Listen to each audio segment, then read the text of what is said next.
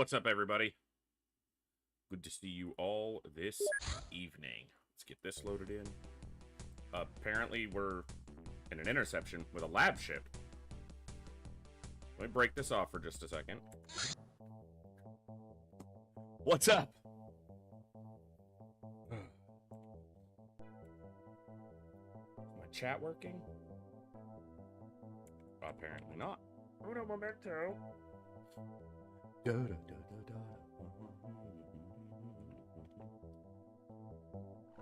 There we go. What's up, DD? Local Cursed Orange. JJ, Sankey, Raph, what's going on? I saw that, Raph. Should be fun. Wartang, what is up? Cool Dan, how's it going?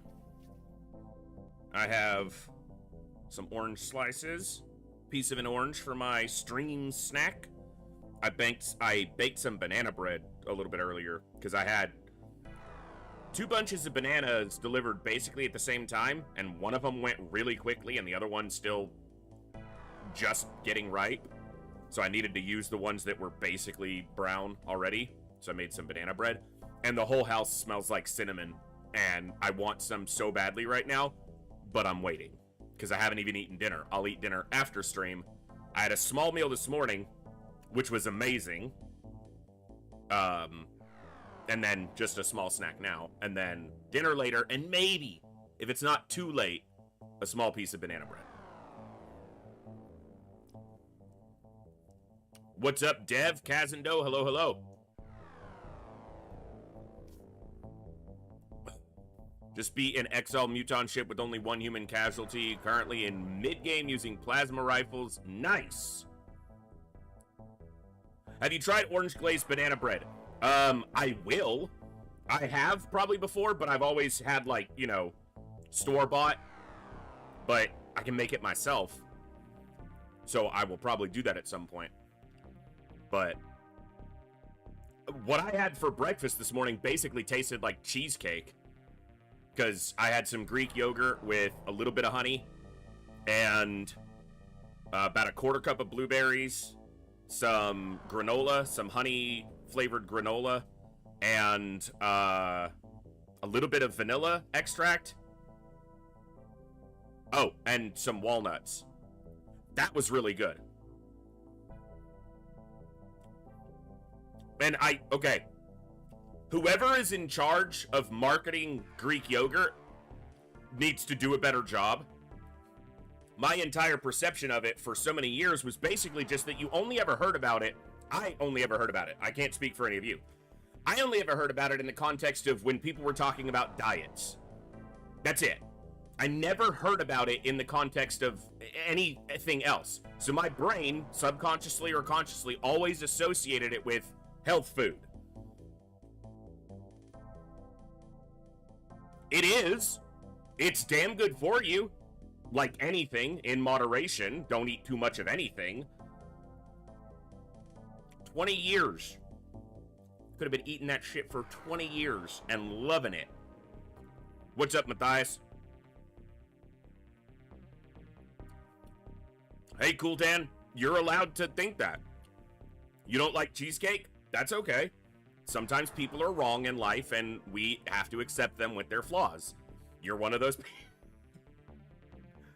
I'm joking, obviously. Don't let anyone tell you what you should or shouldn't like, including me. But yeah. So I had a breakfast this morning that tasted like a dessert, had 20 grams of protein and 11 grams of fiber in it, and was under 600 calories. I'm not calorie counting. Once a week. So when I worked, I'm going to go backwards a little bit. When I worked at Taco Bell, when I was about 22, 23, I worked at a Taco Bell. And I worked at one on a military base. So they were very strict about portion sizing, cleaning, everything. Much more than your average franchised one out just in a city. Which was a really good thing, because it was a really good location. It was the cleanest fast food joint I've ever been in or worked in. Every order, no matter if it was 1 item or 10 items, 1 item, the first item that came off the stuffing line, which was you had the people who put all the other stuff in it. But you had the heater and the stuffer. The heater did the hot items. The stuffer did the veggies, the cheese, the sour cream, everything else. So the first item that came off got weighed, and it had to be within a specific tolerance. So I can tell you what every Taco Bell item should weigh, at least as of about however many years ago that was.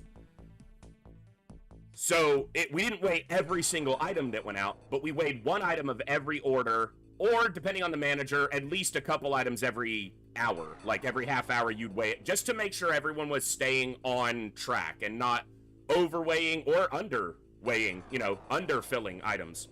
So when it comes to my food and the journey I'm starting to reframe my relationship with food, I refuse to sit here counting every calorie I eat. I do not want to be that time invested or miserable with what I'm eating. I don't want to be doing spreadsheets for my fucking food. But once a week, roughly, I'll take that day's food and I'll get an estimate of the calories, either through what I already know or I'll check through various tools, calorie counting tools and so forth. And I just want to see if my estimate of what I think it was is roughly approximate, within, say, 10%. And if it is, then I know the choices I'm making throughout the week are good. I didn't start doing this for the sake of losing weight. It wasn't music.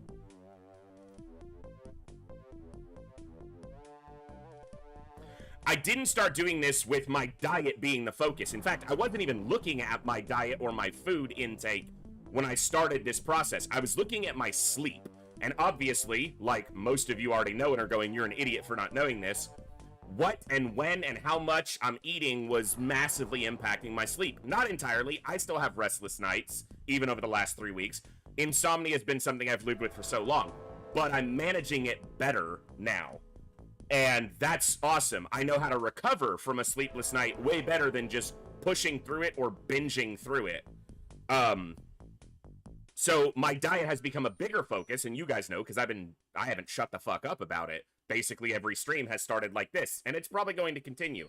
I want to share what I'm learning and hope that it helps somebody else, or at least that you get a kick out of it if it's funny or informative.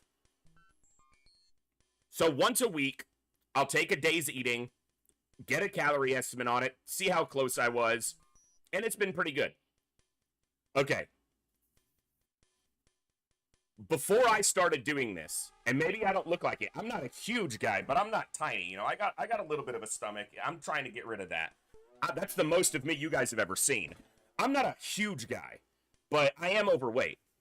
And that's just a side benefit that it's starting to go away. And I've already noticed that.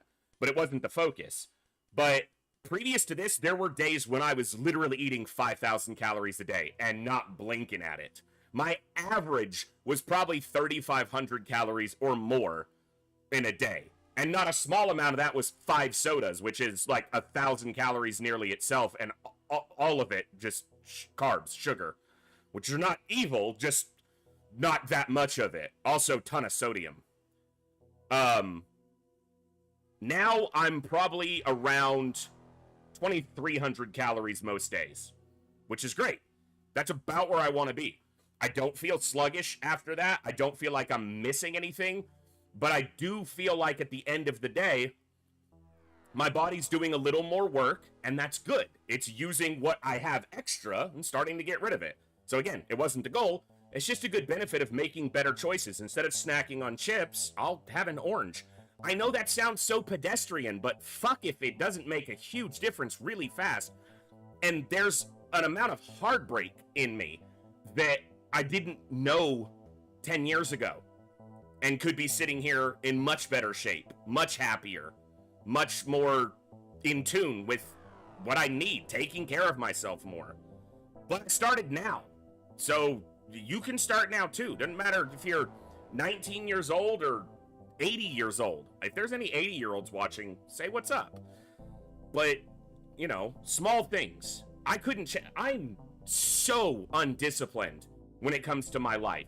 When it comes to XCOM, I can be disciplined. When it comes to video games, leading a WoW guild, I got disciplined for days. When it comes to taking care of me, I never thought I deserved being taken care of. So why the fuck would I be disciplined about it? would cook something at the end of the night, nuke something, fill it with cheese and sour cream to make the mediocre food palatable, and just shovel it down so that I would get calories in. And I was eating 2 meals a day that were 1,600 calories apiece, plus 5 sodas and not near enough water. Yeah. It's been great. So I started that by saying I'm not sitting here counting calories, but just estimating what I ate this morning was less than 600 calories, or right around 600 calories for a breakfast that tasted like a damn dessert and had 20 grams of protein and 11 grams of fiber. And fiber is a really big one. And I'm learning that. I'm not trying to sound like I'm an expert. I don't know shit about this. I'm learning and sharing what I learned. But one of the biggest deficiencies I can only speak for North America, where I live and where I've looked at data, fiber deficiency is like the #1 thing as far as food nutritional deficiencies. Something like 1 in 90 people, like it's an egregious amount, get enough fiber. On average, adult males like myself get around 15 grams of fiber a day. And you should have like 35 or more. So just the breakfast I had this morning was damn near the daily average that most people are getting. And then I add things like an orange in. It's not that much, but it's got some fiber in it. Things like that. Little changes can add up really quickly, and that's something I'm learning very quickly. So yeah, broccoli's a great one. I love broccoli, and I'm so glad I do, because I can add it to almost any of the savory meals I'm eating and enjoy it. So avocados, healthy fats, tons of fiber. One avocado has, like, just depending on size, between 10 and 15 grams of fiber and good healthy fats. They're calorie dense, but they're good for you. Popcorn is a great one for fiber. Yes, it's calorie light, large mass, good amount of mass for a low amount of comparative calories with fiber in it. It's a great snack for fiber. So yeah, so I'm learning all this, and maybe that's why I'm talking about it so much, because it feels like it's brand new information, and I love learning things, and I love sharing what I learned. That's why I play the games I do. I love sharing what I know about the games with you guys, and this is like the best game I've ever played, because it's making me... Look at how much fucking energy I have right now. When's the last time you guys saw me with this much energy without 3 sodas in front of me? I want to see each and every one of you. If you want to be feeling better, some of you are already way better than me, but damn, oh man, small things, so good. Get on it.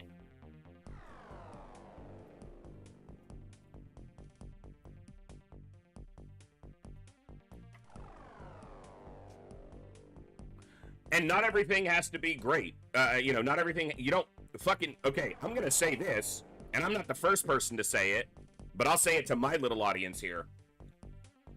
Everything that you consume, if you do it with a little bit of awareness and just a little bit of care, is a health food. And why? Because it's not just about feeding your body.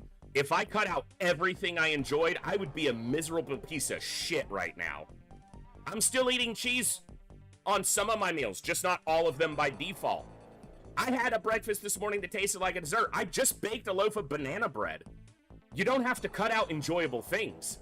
I had chicken wings on Sunday night for dinner with tater tots, and it was a good choice because I treated it with a little care. I didn't fry any of it. I baked all of it. I used a low-calorie dipping sauce. I used, I think, Bolthouse Farms Ranch, which is like a third or less the calories of your average off-the-shelf ranch dressing. And yes, ranch, not blue cheese. Blue cheese can get my migraines going, so I have to avoid it, even though I don't dislike it. And I just kind of portion-sized more. Slowing down how fast I'm eating has been a massive thing for me. And here's the paradox of that. Okay, I've slowed down how quickly I consume a meal because it lets my brain realize I'm full before I'm over full.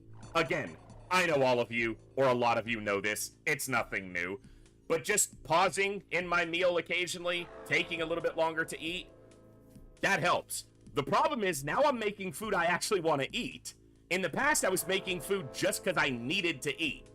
Gotta have food, can't function without it. Cook up something, throw a ton of cheese in it, and just get it down because it really doesn't taste that good. So I'd eat super quickly and a ton of it. Now, the paradox is I'm cooking food that really tastes good, and I want to enjoy it, which means I'm eating too damn fast. Last night, I noticed that. I got through my meal way too quickly, and I was like, but it was so good, I just wanted to keep eating. But it was good food for me. Last night, I did some chicken. I did a mix of dark and white meat chicken.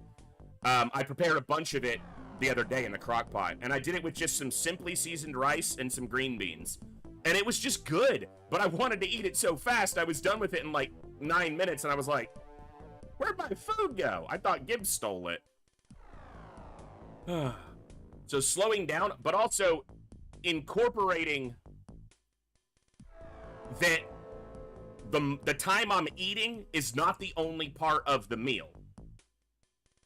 The meal includes the prep, the preparation beforehand, the cooking, the anticipating, getting ready to eat, and then the eating, and then the break afterwards, a few minutes after I eat, to think about what I ate, to feel what I ate, to savor what I ate, to have a drink and enjoy it. Those are all now part of a meal for me, not just the eating. Because before it was literally just the eating. I would end stream, I would go nuke 3 things in the microwave, throw them all on a plate, and then I would just sit here watching something and just shoveling food in.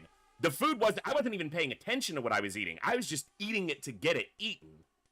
So I know I'm talking about this a lot, but it's been such a huge, rapid change. And it's something I can't see myself not sticking with because I feel so much better than I did a month ago that I don't want to go back to that.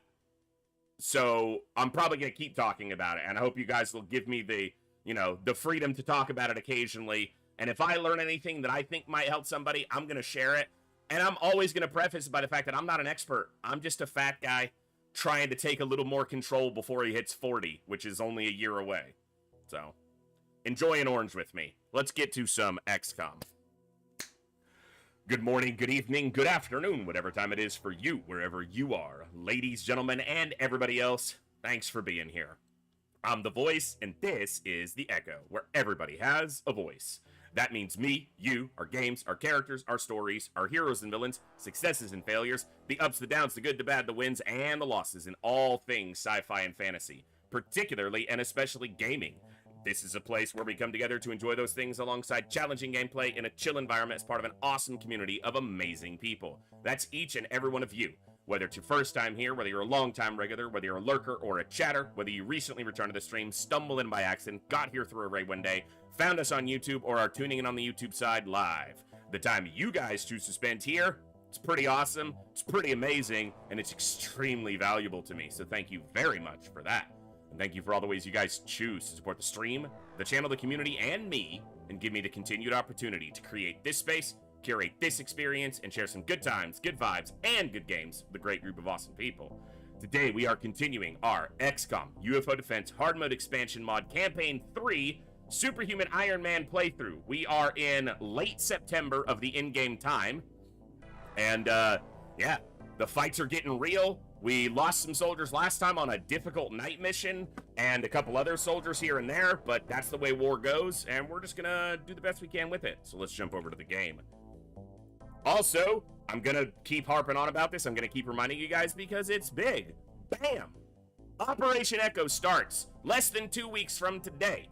From August 5th through September 6th, which is my birthday and a Super Saturday for us here in the Echo, we are going to be playing every day, a minimum of 4 hours every day for 33 straight days of all of our favorites, plus some new games, all rolled into a great, long, month-long celebration of the awesome community we have here, the great games we get to play, the good times we get to spend together. I'm going to be doing game giveaways as often as I can throughout that giveaway. I'm still compiling a list of the games that I have available to give away. If you want to contribute to that list with any game codes, Humble Bundle codes, anything you've got that you're not going to use or you think might be fun to give away and you want to, get in touch with me on Discord. I'll compile a master list. We're going to give away at least one game every day if I have enough codes, so at least 33 games. Last year we gave away nearly 70, and we're going to do the same thing again. It'll be based on new followers to the channel, subs, gifted subs, donos, bits, everything will trigger additional game giveaways so we can give back to this community as a whole. And it's going to be a ton of fun. So that is going to be starting less than 2 weeks from today. And yeah, it's going to be awesome. So make sure you're tuning in for that. It's going to be busy. I'm going to be swamped this year. We're going to be doing XCOM. We're going to be doing Darkest Dungeon. We're going to be doing probably a little bit of other side. We're going to do FTL. We're going to do Slay the Spire. We're going to maybe look at Void War. We're going to do some sort of XCOM. I don't know which one. And then you guys will also probably catch a few WoW streams, World of Warcraft Classic, because I run a guild in WoW. Those days are going to be coinciding a lot of the times, and if my schedule gets wonky, you guys might come along with me on a raid. So it's going to be a lot of fun. Yeah. All right. All right. We have a lab ship here. No damage. But he's low on fuel. No damage, but he's the only other interceptor, I think. Yeah, so he can't take down a lab ship by himself, so return him. Wait, this is... That's a medium. He's not the only interceptor. There's 3 interceptors here.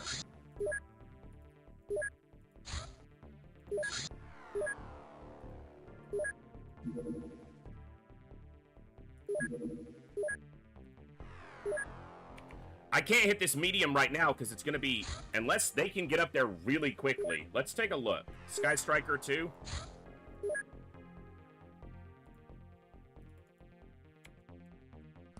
They have mostly very high size strength. So if this is something like Sectoid Elites, the couple people who are a little bit weaker can play Lightning Rod. We have regular stun rods. We have 40 flashbangs. Might be enough, depending on the species, to catch something alive. Let's check their equipment before we go. I should have done this. Smokes. Okay, we got more than enough.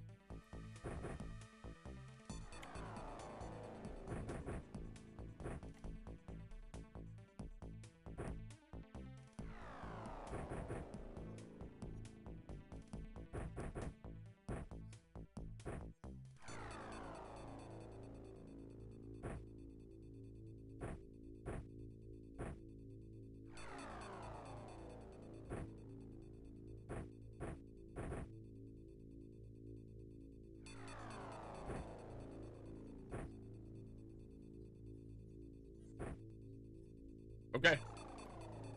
See if we can get this. Sky Strikers are pretty fast, so we might be able to get it before night falls.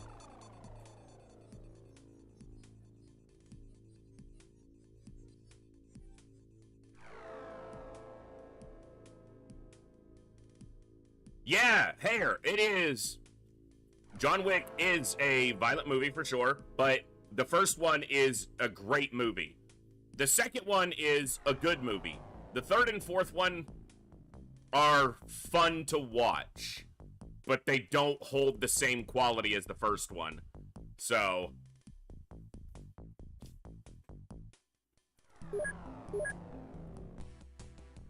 Alright.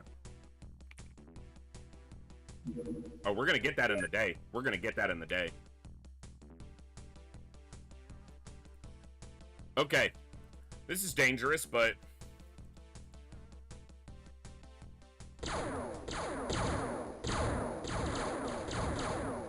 Yep.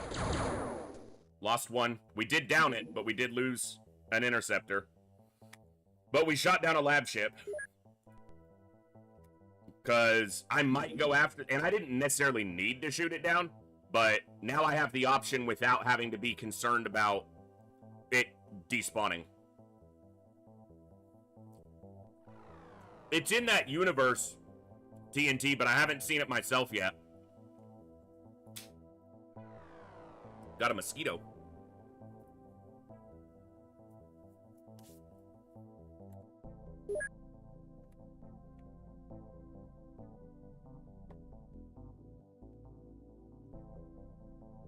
All right.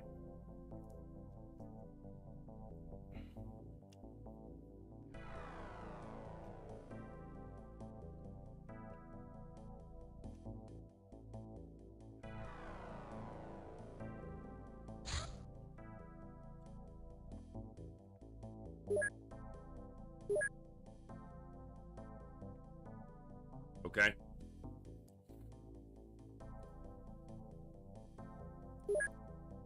So they lost a craft. Good thing is they're the ones who can build one quickly. They need more engineers.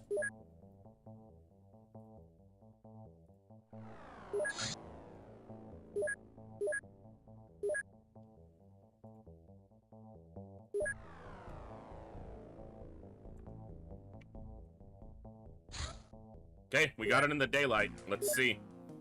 It's either an abductor or a harvester. Either one will have a single leader. If it's a psionic species, there will be a single psionic leader. It's waspites? Well, it's waspite present. I don't know that it is waspites.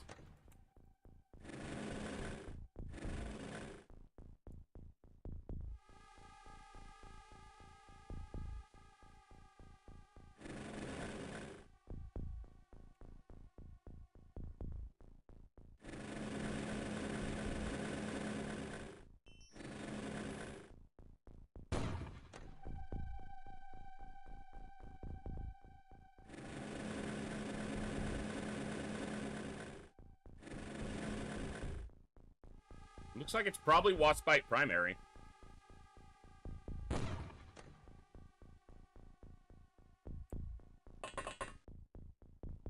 I expect these are soldiers. Cool.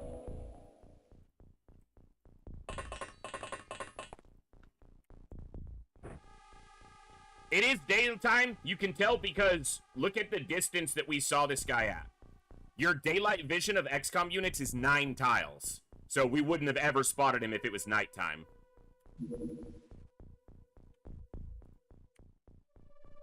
Did I say daylight? Your nighttime vision of XCOM units is 9 tiles. So, if it was nighttime, we would have never seen that guy.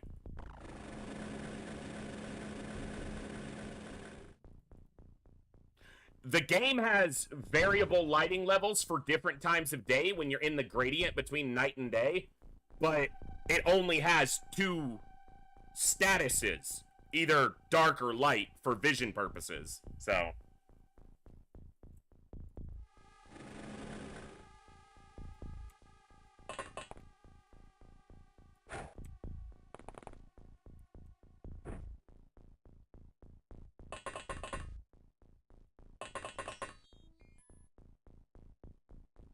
yeah, and I pointed that out, too, that the briefing showed that we were, in fact, in the daylight.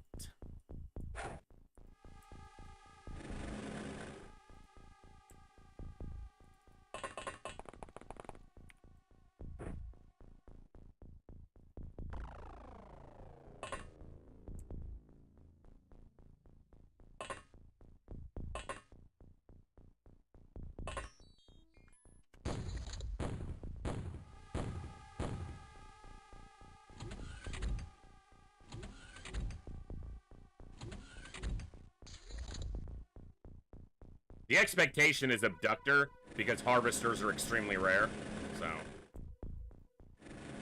Also, the location of the craft has to be here, and I can tell by that angle, it's an abductor. No question.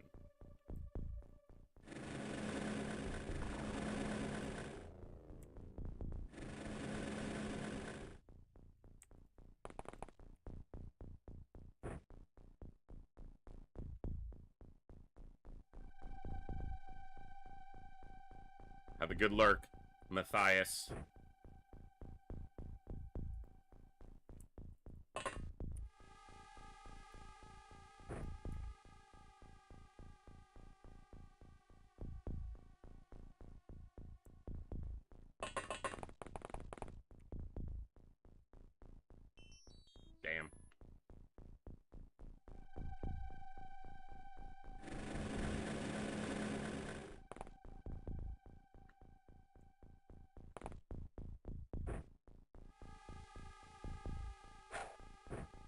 They should die.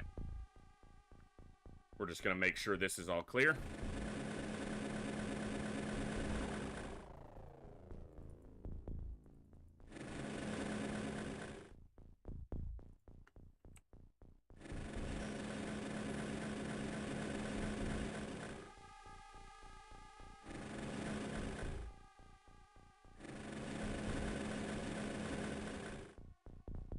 It's not a cave, that's good.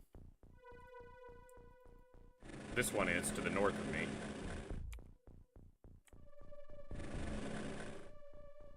Yeah, it is an abductor, as we expected. As I said when I saw the edge of it.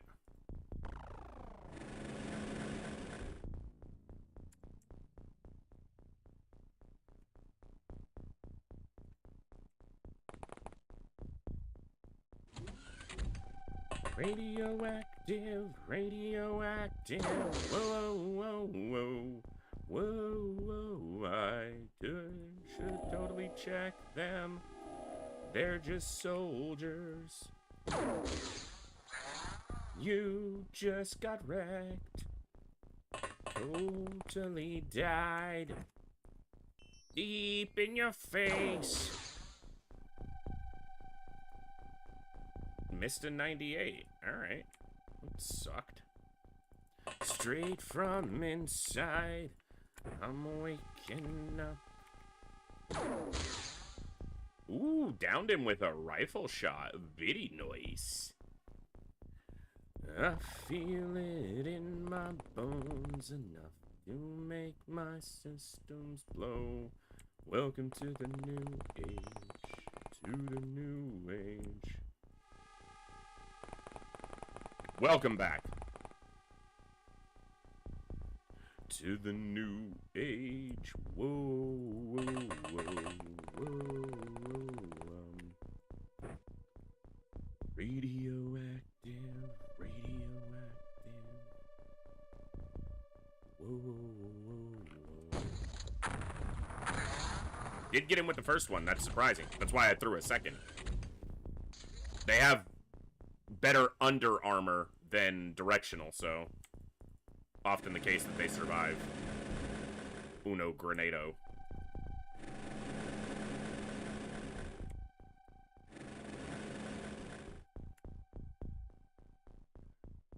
It's a pretty small map for the ship. It's like the same size map you would get for like a large scout.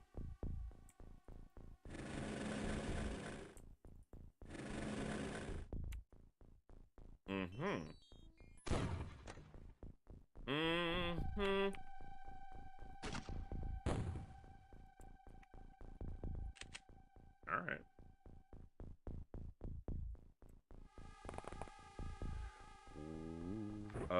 One of those guys is holding a... He's not gonna die anytime soon if I don't hit him again. So, flashbangs. That alien grenade is not primed, so... Right there. Womp womp.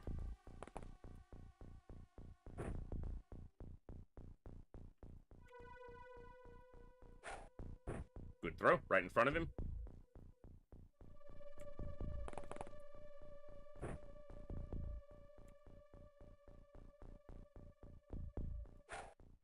Right next to him. He's low on health, too, so he should stun quite easily. Hey, that's good, Saline. Good. Good. Nobody in the cave. There's no wasps in this cave. It's a cave that's waspless. A totally waspless cave.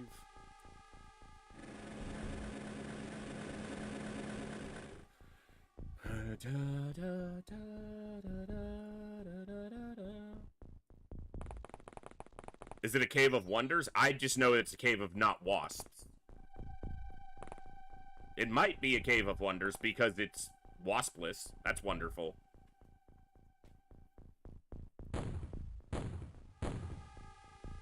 Still didn't stun. Well, this will give us an opportunity if we can spot him visually with the drone to probe him and see, like, how much the stun affected him, if at all. That was rude, and you missed.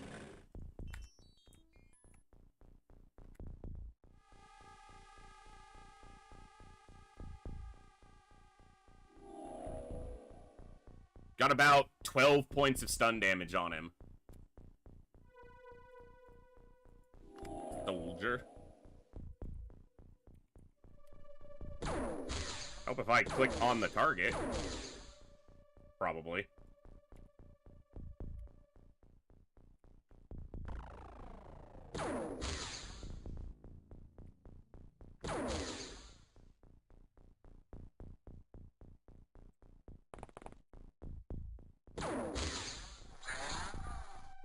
Cool.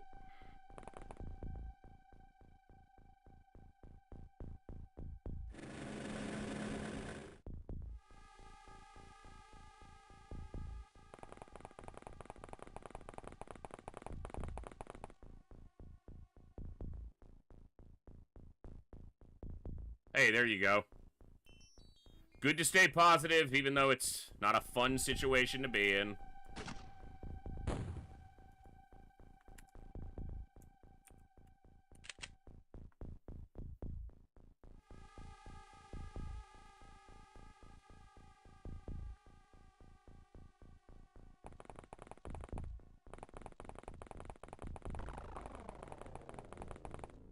Not a ton of new equipment. We basically just have lasers outfitted to everybody, personal armor on pretty much everybody. So really just kind of filled out the necessaries.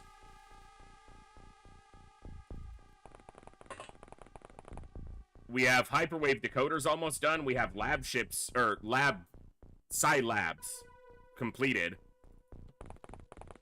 But we haven't even passed a month of in-game time in the last couple sessions, which is not uncommon.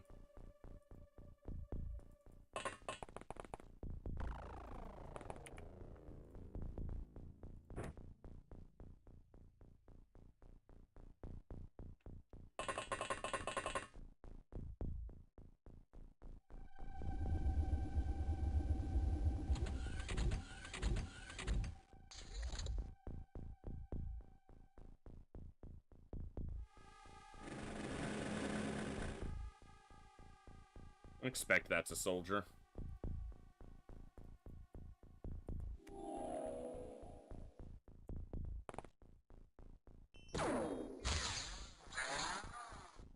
Good.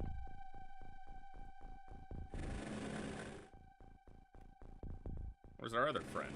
He's back there. Okay.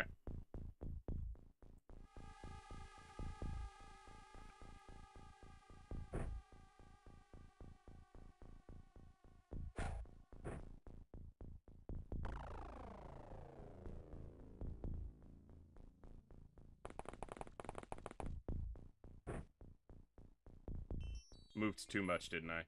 Yeah, that's fine.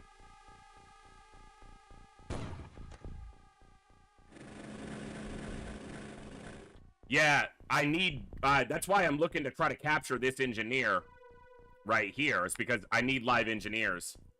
We captured one, but then our containment was apparently full, so we didn't get him.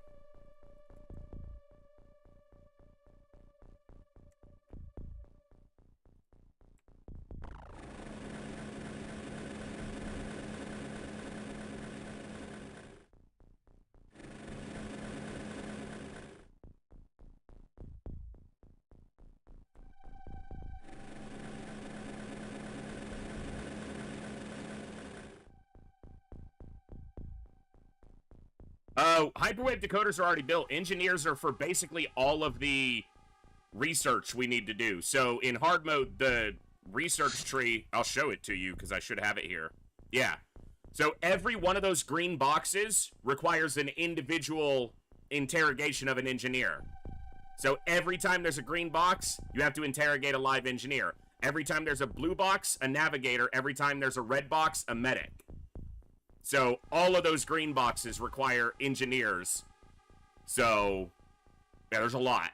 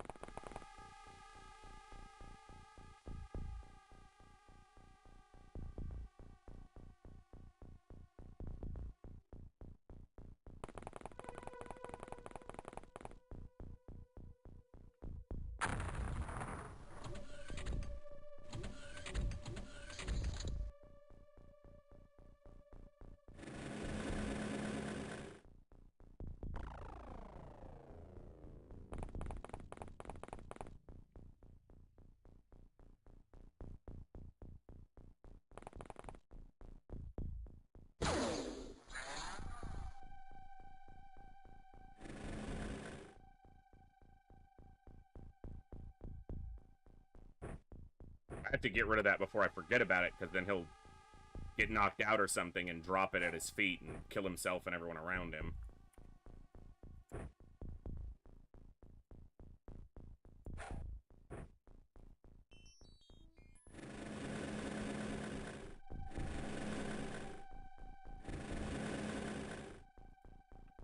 Well, let me put it back in his hand so I remember it's there.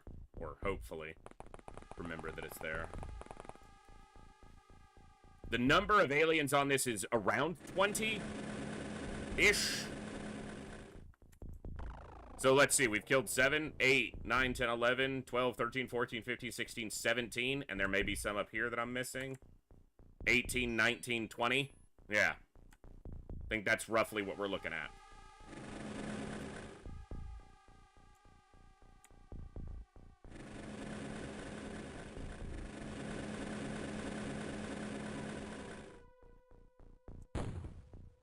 Okay, now I need to medkit him and drag him back to the ship.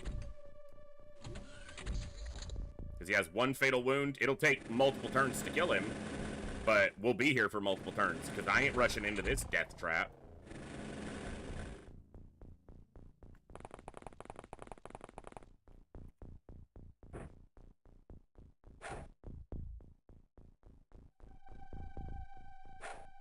Just put that somewhere where it's not going to destroy anything or hurt anybody.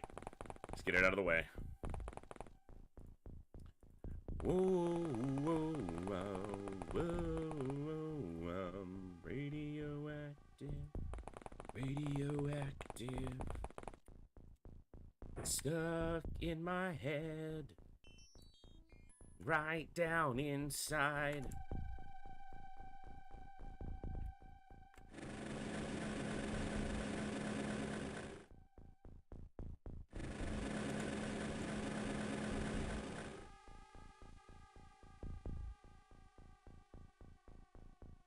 If you're talking the base game, I think the only thing you technically need is the research line that gets to Sidonia or Bust, and then the Avenger. You can do it with basic purchased equipment. Do I recommend that? Not the fuck ever. I would say laser rifle and the necessary research to go to Mars, which is the Avenger and Sidonia or Bust. That's it. That's all you technically need, I think, to get consistent wins. Yeah.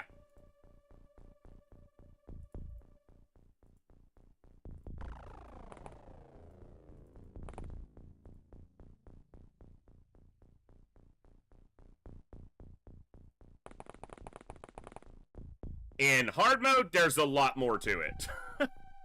It requires a lot more research, and the enemies are so much stronger, you don't just want laser rifles, generally speaking.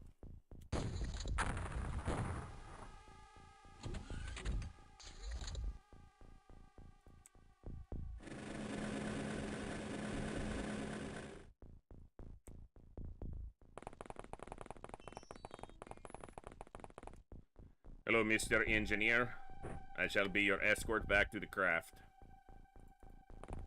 I am extremely out of energy, so this is going to be a slow process.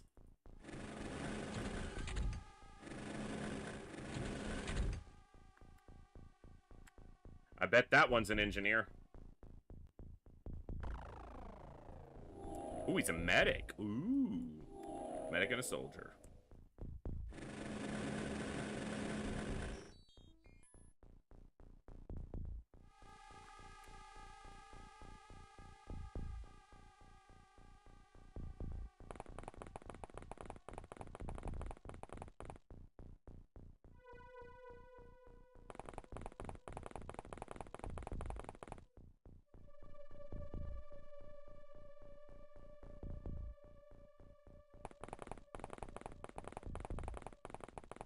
Might have the extra space for medic. I think I have 3 containment spaces available, but we'll see. I'm gonna look for another engineer before I worry about the medic, but I might knock him out, just because, you know, I might. But we shall see.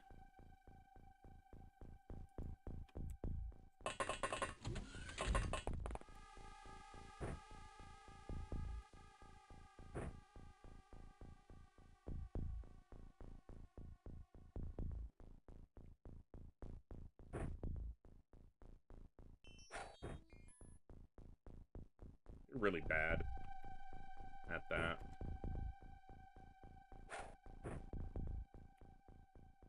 Get them some extra tools.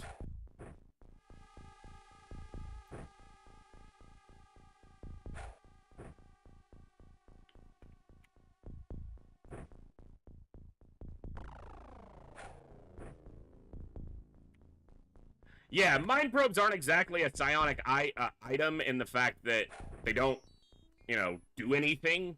They just give you the stats, basically, of what you're mind probing, but it's nice. They don't take any psi skill or anything to use. They're just there.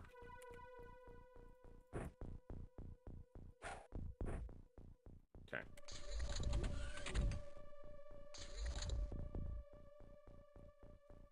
Dude, his energy got wrecked. And if I keep draining it every turn, it's just gonna stay wrecked.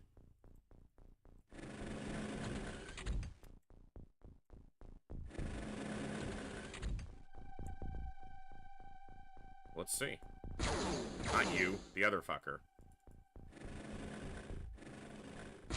No, fire, you piece of piss. He knocked himself out for me! What a fucking champ! We got the medic stunned.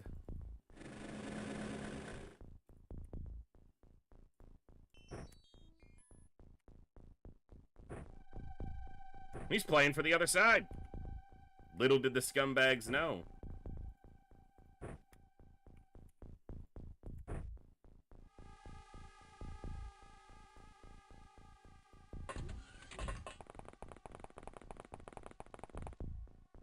Oh, you know one thing we can do, though, is we can look at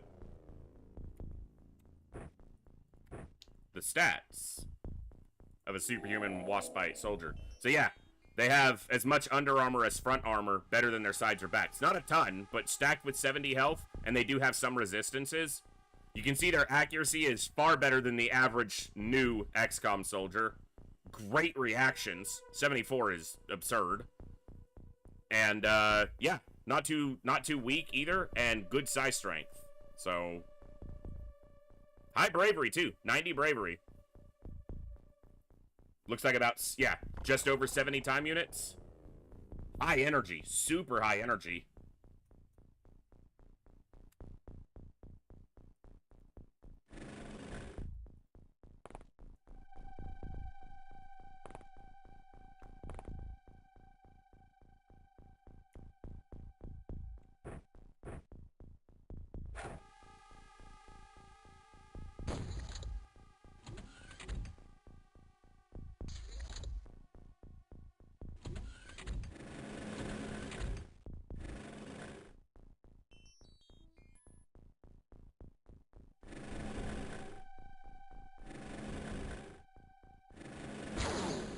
But he can see him from there. Interesting.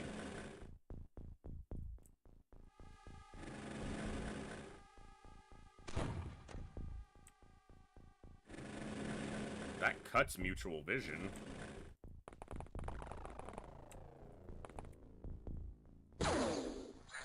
Get wrecked.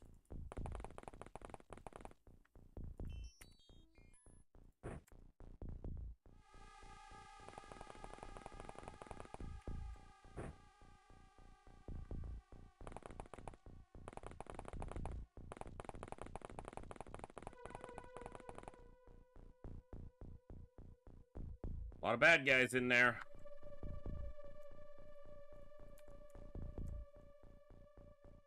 Good thing is there is no other exit from an abductor. There's no roof access. There's no other doors. This is the only door.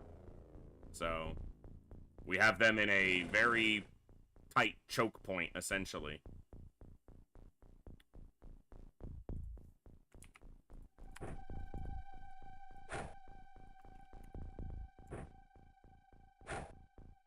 And that smoke here is just to make sure he doesn't need it, but these guys.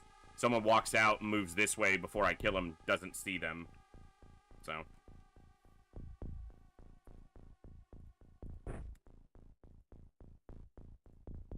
Well, let's see what else we see first. As far as type. Alien classification.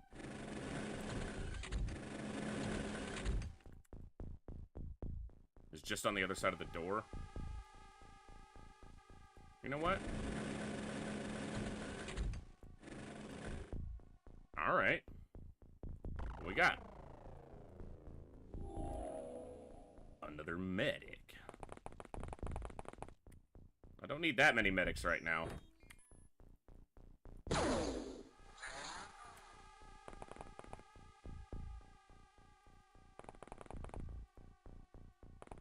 I should try to grab this one, since it's unconscious.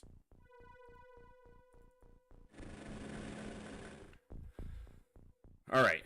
You, step, you... don't have enough strength. So we'll have you just use a med kit, heal it. It's still unconscious.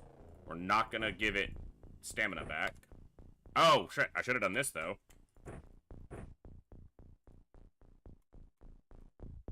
Give him some stamina back. He's not going to pick it up this turn. He'll pick it up at the beginning of his turn, and it'll let his energy regen a little bit more if he's not encumbered.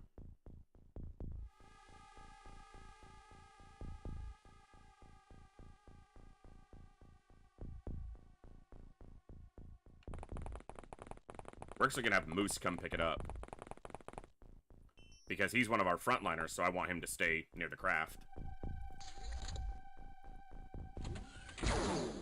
Yeah, that was unfortunate.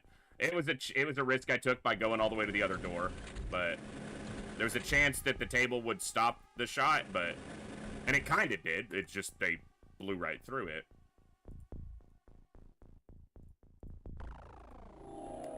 Soldier.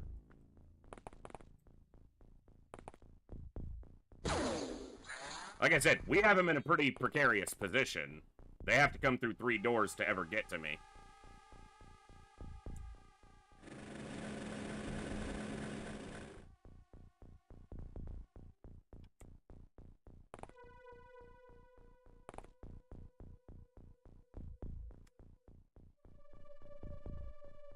Alright, that fixed his energy quite a bit.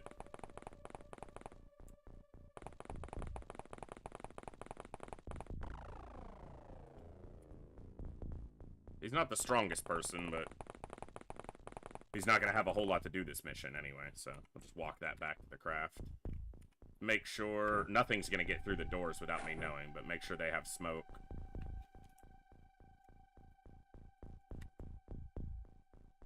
There's going to be a single lift on one side to go up to the top, and then door to the bridge is here. Okay.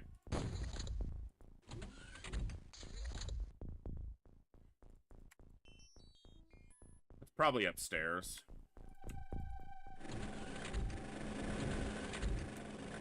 Yep.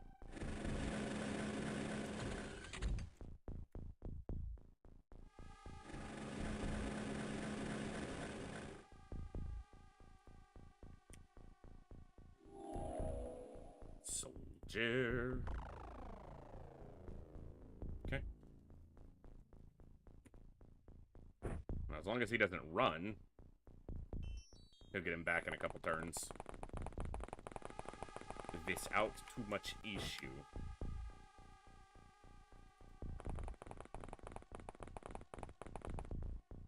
I guess stay with him, yeah. Alright, you go here. You go here. Have you stand here. You stand here. Backup drone here. Drone at the back, drone inside, drone at the front. Let's do it! It's about to be aggression. It's turn 14 now. He's at the doorway.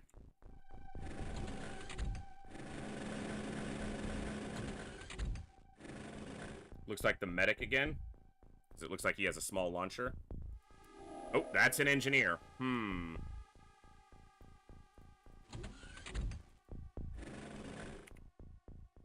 Well, let's see.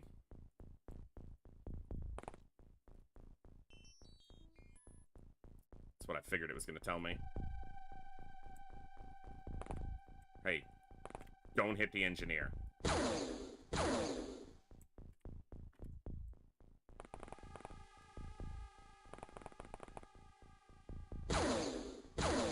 Dude, you guys can't hit a stationary table? The fuck? Yeah, right? Just, okay. Their weapons may not have enough punch to destroy that material.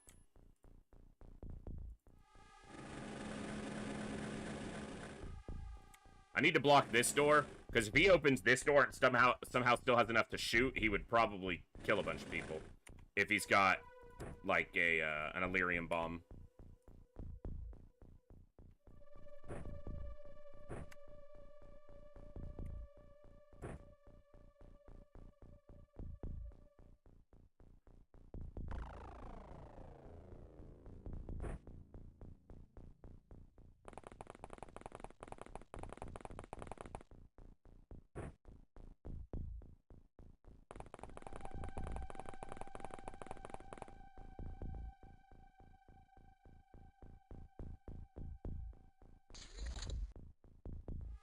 Okay.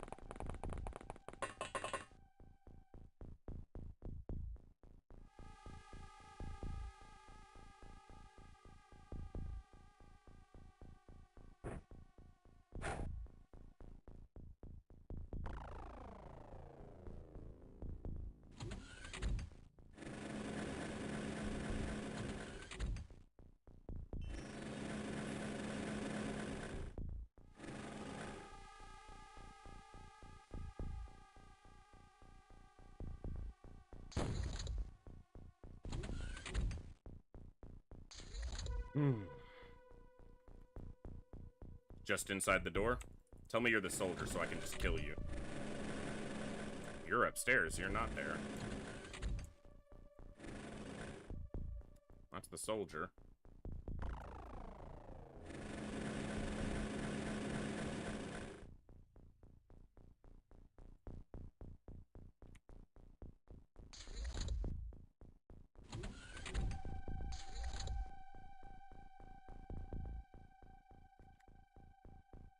Still not coming through the door, huh?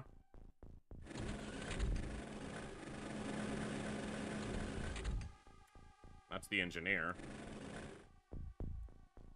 Alright.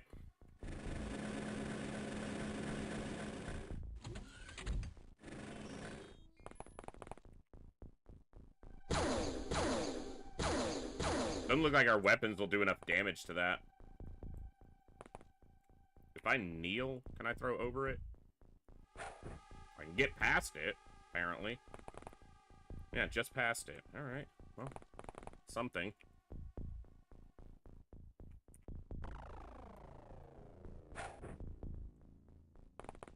Start a little stun damage on that engineer, so stun rods can maybe get him down easier. Stun rod's 65. We know they have 34 armor at their best, so pretty good chance to get through. There are Illyrium stun rods, which I probably need to research and build. They do 100 stun damage. So, pretty big improvement.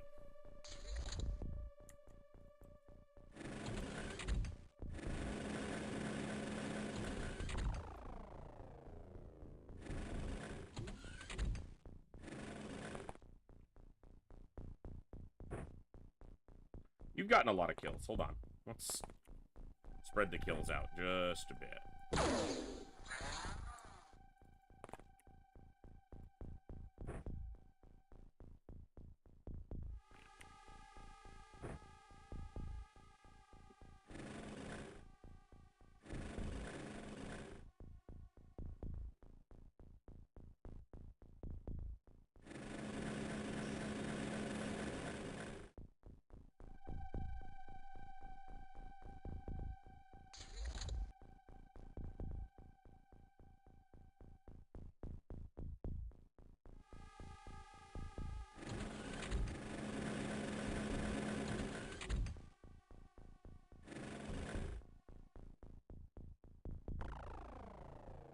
know why they're not aggressing. I wonder if it's because the door is blocked, but I've never had that problem before. They'll just walk up and shoot the drone. Like, they don't care if a door's blocked, they just kill what's on the other side of it. Try to.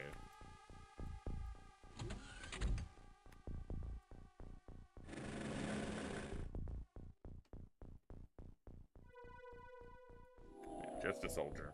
Alright. I need you to shoot if you're gonna shoot, sir. Regular clip. The problem here is that drone is now for sure staying stuck inside.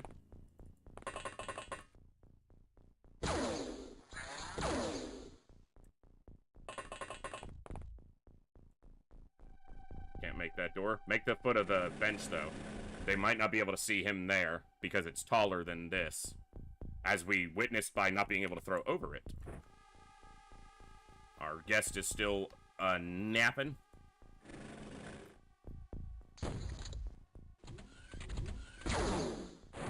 They can see him once they walk forward a little bit. They have one-shot both drones with shotguns because Illyrian-powered shotguns need to exist. I should have put that in the holster. It's actually faster to draw it from the holster than pick it up from the ground. And I gotta remember that now that the holster exists.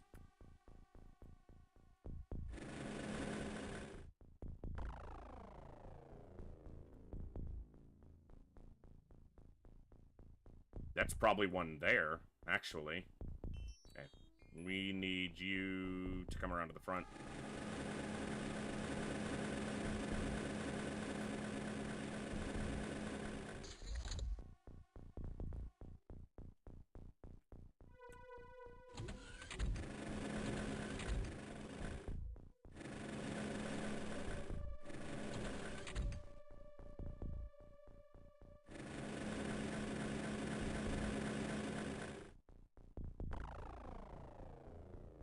There's like no movement. What? What? He's still sleeping.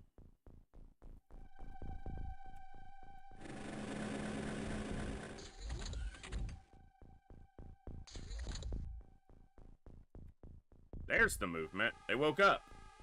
1, 2, 3, 4, 5, 6, 7. That would put us at exactly 20.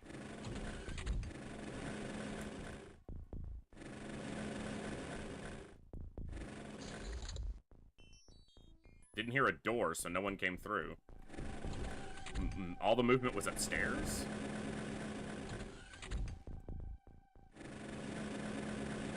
I am confusion.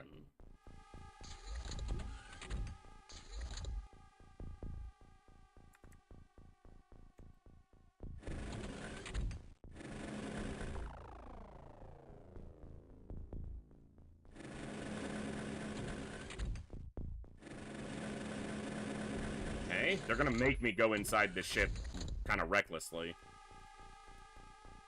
And I don't want to do that. You are definitely a soldier, right? Heavy plasma? Who else would you give a heavy plasma to but a soldier? You're a leader. Were you a leader that was injured? Hold on. I need to slow down when I do that. No, it was just his time units were low, obviously.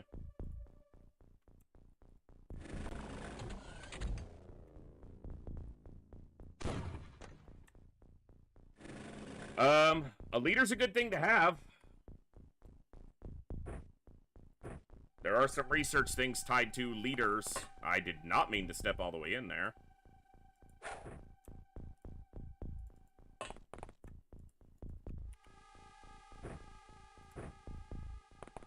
I do not have any expectation that these are going to knock this guy out. Given he's at full health and a leader, but...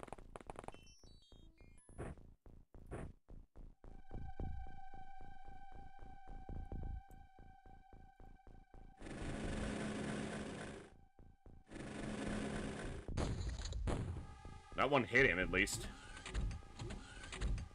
He's standing inside this door. Oh, maybe not.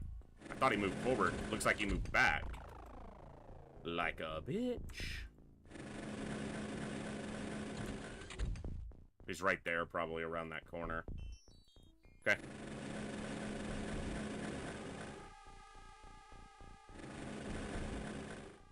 We'll know if this guy ever stands up because we'll see an indicator that we see an alien at the beginning of the turn because they're looking right at him. But I still check manually because it's just old habit. No indicator. He's sleeping.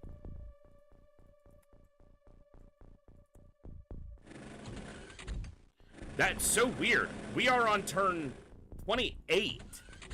The lead... You motherfucker. The scan wasn't far enough forward to see this. See, it doesn't show anything. Son of a bitch.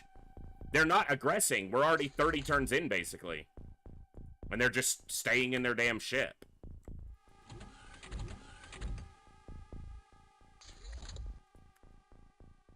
That might be one.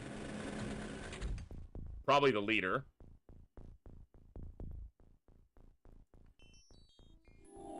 Just a soldier. There is mutual vision. Okay.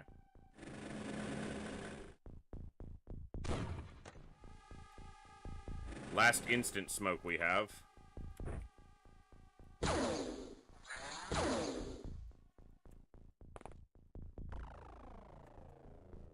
Need to drag him through that. Not you. The drone has 3 time units, won't move to this tile, but if I can sprint, he'll drag onto the tile and then stop. You just have to have an extra tile to drag them to, which means you can't do it against the edge of a map. Little thing. Hey, little thing, let me let you get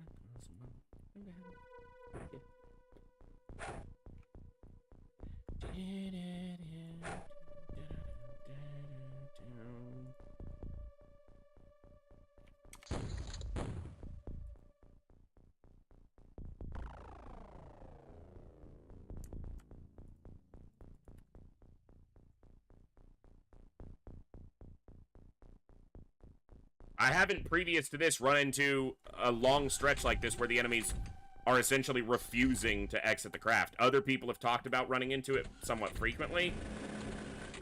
Here we go. Okay, that's probably the leader and the engineer. That's a medic, which means I don't care about him, and the leader. Again, slow the fuck down, dude. Damn it, I dropped your mind probe. You.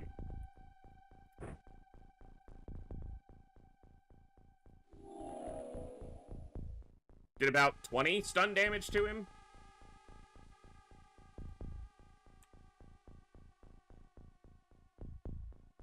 I bet you're armed with stun bomb, aren't you?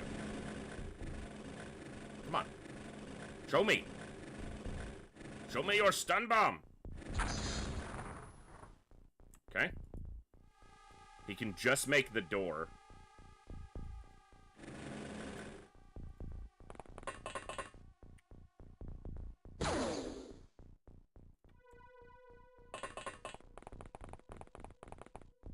Get out of here, fly. Shoo fly, don't bother me. Shoo fly, don't bother me. Alright.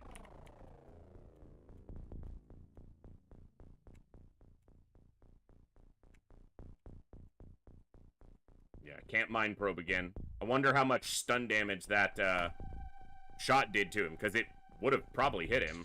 He's gonna probably come out and kill the drone. Or not, which is good. I don't want him to. I just expected him to. He ran again. That must be him. Came around the corner and ran out. Or there.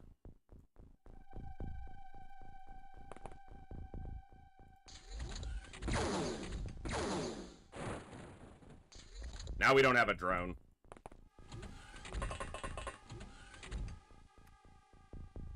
This is the leader. Let's see how many time units they're working with so we know what we have to expect as far as reactions. He has no time units for a reaction. That's a medic carrying a sniper rifle, because that's what medics do. That's a navigator. He doesn't have any time units either. The problem is, I don't know what's beyond that door.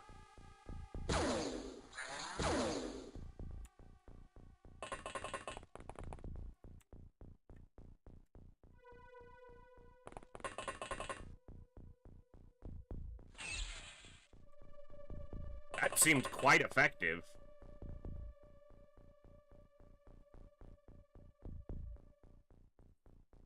I think that puts us at 17. 18, 19, and maybe one more. I could have also missed one at any point during all this. He's definitely standing there. Whatever that is. Probably the leader. The navigator, low time units. I don't even think he has enough for a shot.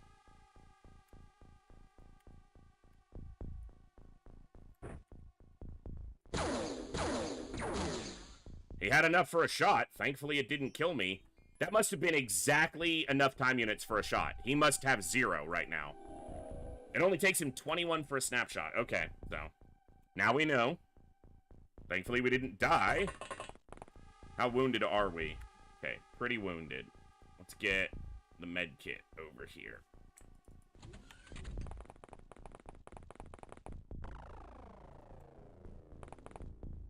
Should have shot him from back here, but I had to open the door and then back up, so, but I still should have done that more intelligently.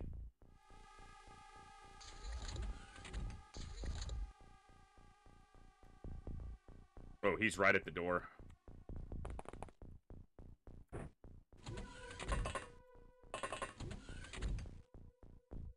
Medic or engineer, come on. Has enough time units, possibly.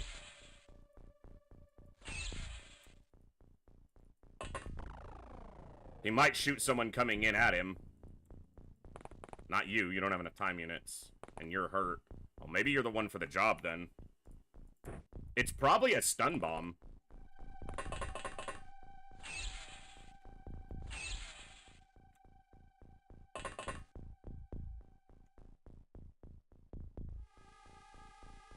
You're not named, unfortunately for you, which means you get to hold the door.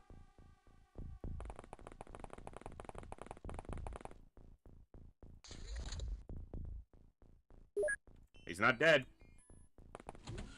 He's just sleeping. He's just eepy. Whew. Okay.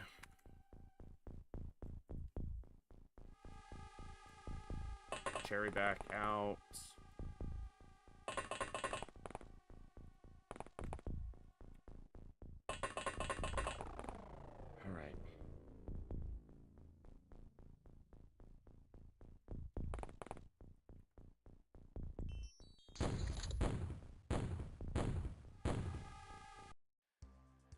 Last one must have passed out. Live aliens recovered 5. Okay, good mission.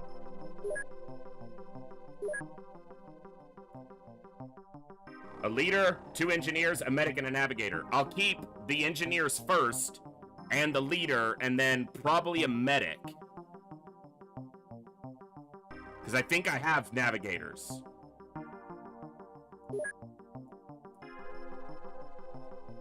We'll also see how much space we actually have. Alright.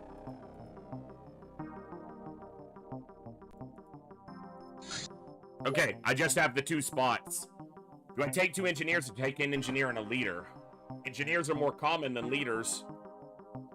But I need engineers right now, and I don't need a leader right now, so I think I'd take the 2 engineers.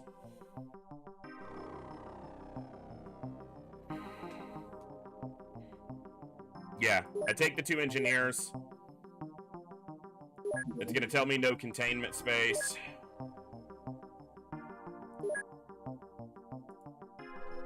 I wish it showed me, like, what their containment space was.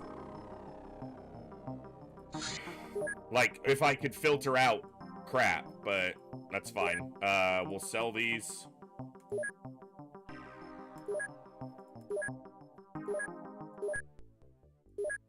Go here, manufacture. Repair support drones. 5. Damaged drones. Get the drones done quickly, and then we can just focus on the Retaliator afterwards. Okay. So if we go here and look, Navigator, Navigator, Navigator. Yeah, I also have 3 medics. 4 medics. Okay. 6, 7. Yeah, that's 8 total. And then 2 more coming in. I'm gonna open up a spot for a medic, or for anything, by getting rid of a medic.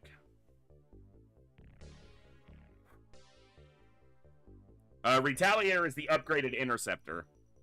I have 8 days for containment here, 8 days for containment here. And then I have triple the current containment. So, 14 days on our Hyperwave decoders, 14 days on our second Scilab there. We're extending this base out, which wasn't the initial plan, but that's what it's become.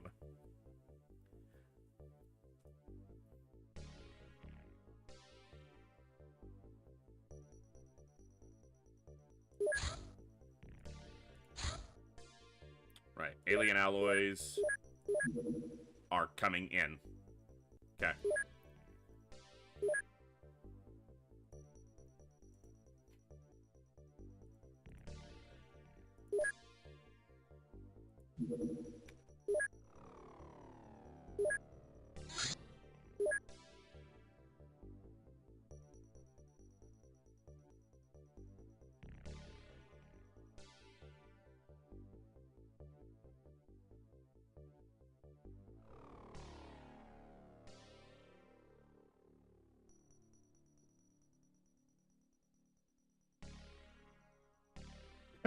Hellgraph, that doesn't surprise me. It is a beast. A true beast. Beastly, even, if you will.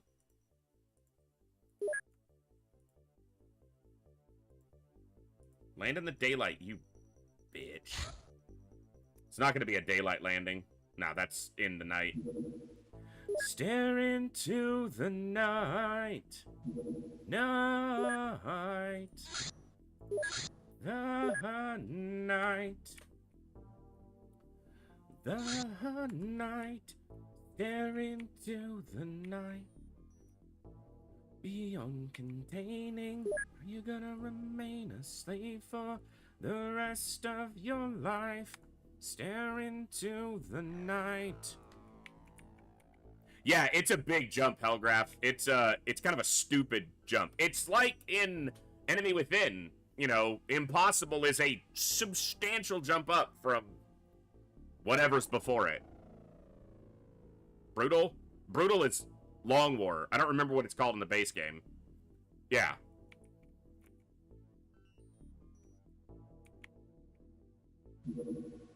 Name of the song? I think it's called The Night by, Disturbed.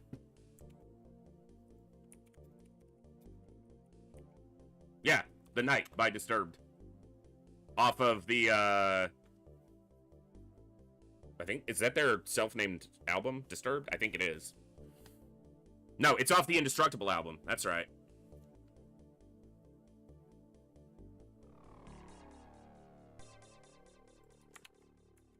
At least that's the one I was singing. Genius. That's right, Bogu. Go to base. Build facilities. Hyperwave decoder. This is the correct position. Yes. Okay.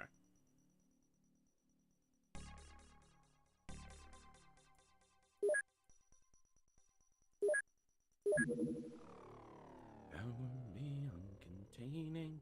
Are you gonna remain a slave for the rest of your life? Stare into the night.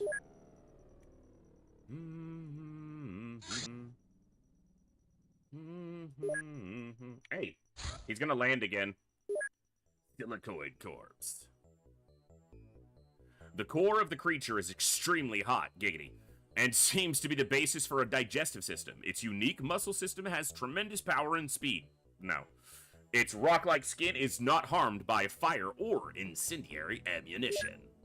World News Update. Researchers report no clear connection between ongoing reports of unusual life cited throughout the world. Air traffic controllers at the Narita International Airport offer conflicting reports of unidentified aircraft detected on regional ground radar.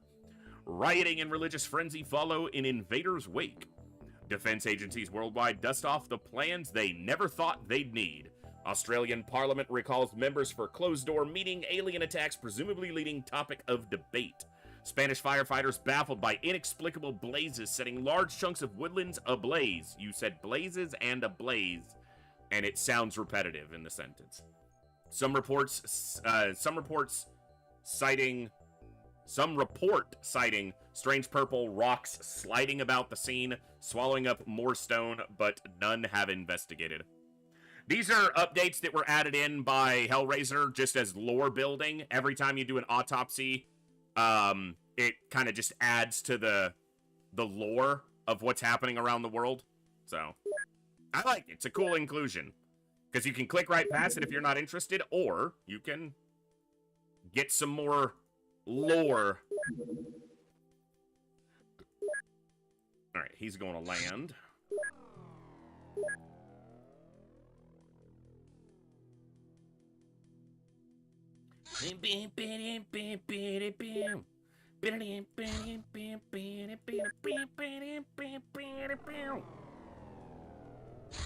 Nope, he just landed. In the desert, or on the steppe. We're not going to worry about any captures here, we're just going to kill everything, because we're full on containment right now anyway. So, we're just going to murder. Coviers will be happy. What are we doing? Murdering. Why are we doing it? 'Cause...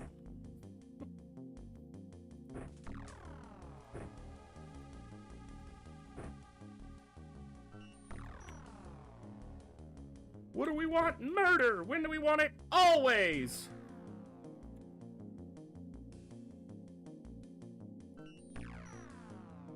Oh, I gotta remember to update his avatar. Remind me after this mission. Welcome back once again. Here I am once again. Stuck in the middle.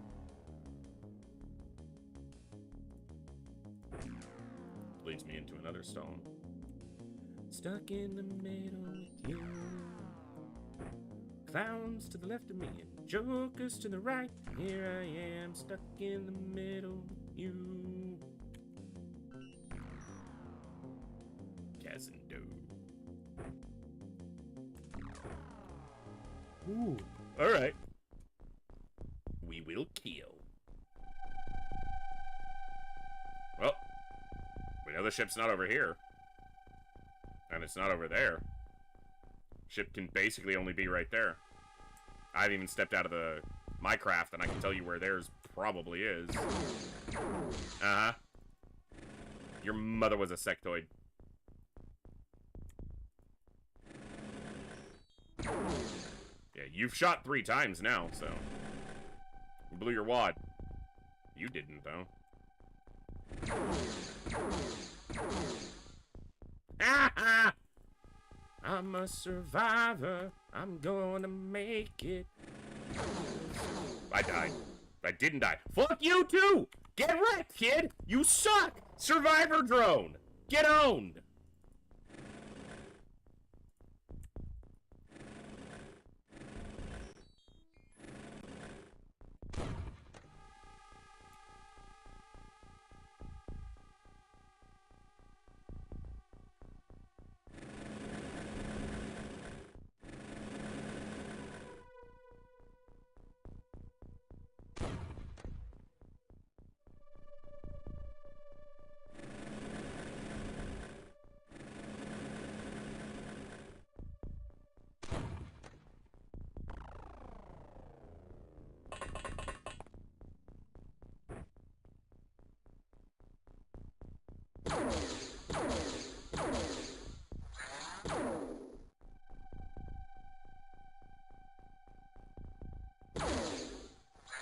Double kill.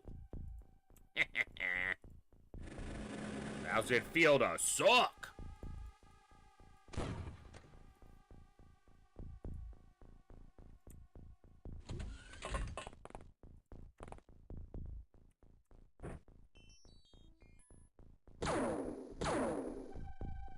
Chat, how's it feel?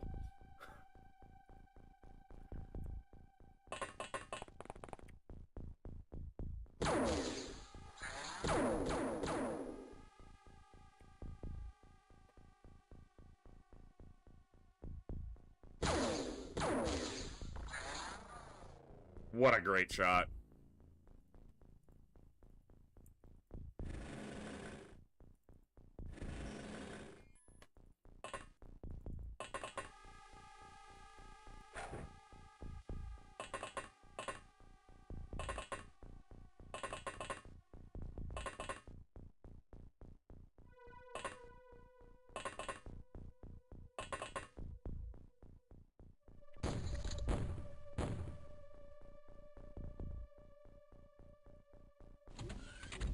I should count the fourth kill there. So we got 4 out of 19, approximately. 19 or 20.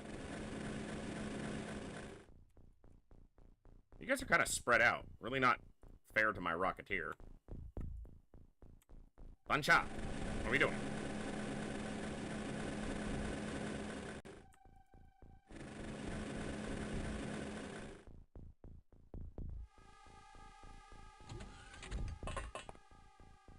Let's hope this doesn't backfire.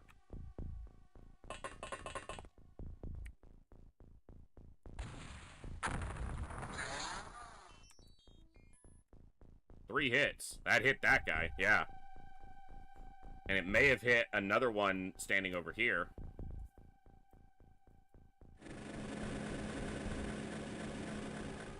Hello. Oh, hello. Hello. Nope, don't want that song stuck in my head. Get out. None of that. Anybody got time for that noise?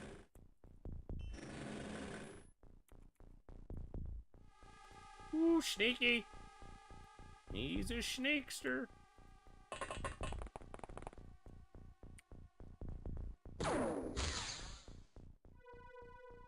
Good shot.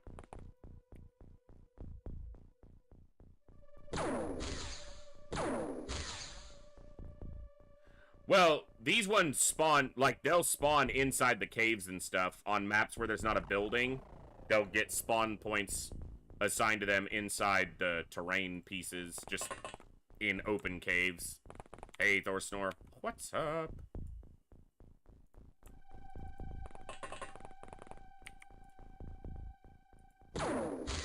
Basically the equivalent of them being spawned inside a building.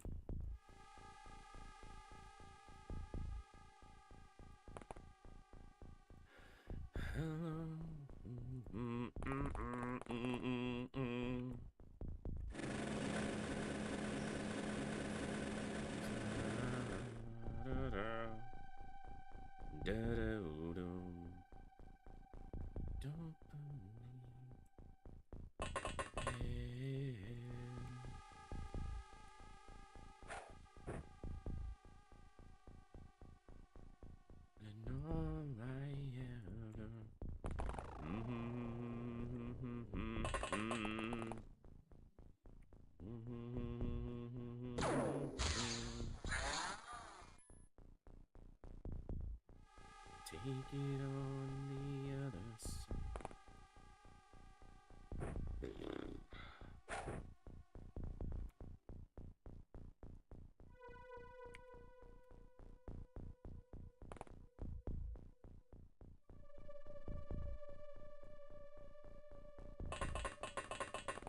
These are waspites. They're biomechanically engineered insect plant hybrid alien thing people stuffs. Articulation's my strong point.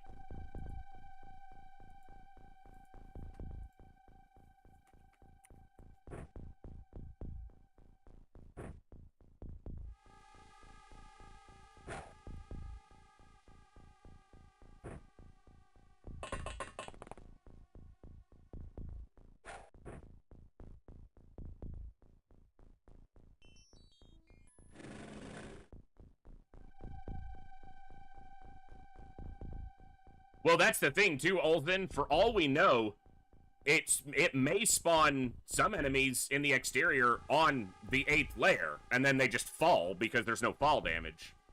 So, my point being that non-flying enemies could spawn where there is no ground and then just fall to the ground, but you would likely see enemies on top of craft if that were the case. So, you're likely correct. Just spitballing.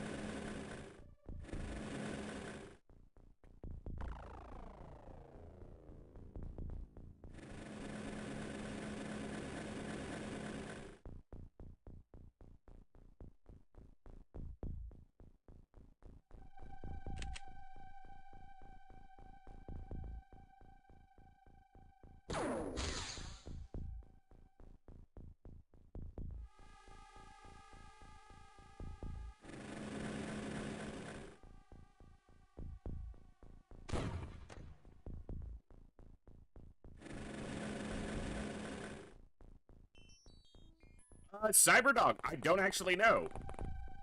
I'm not super familiar with Red Dwarf, so I can't answer intelligently on that one. Maybe. Let's see.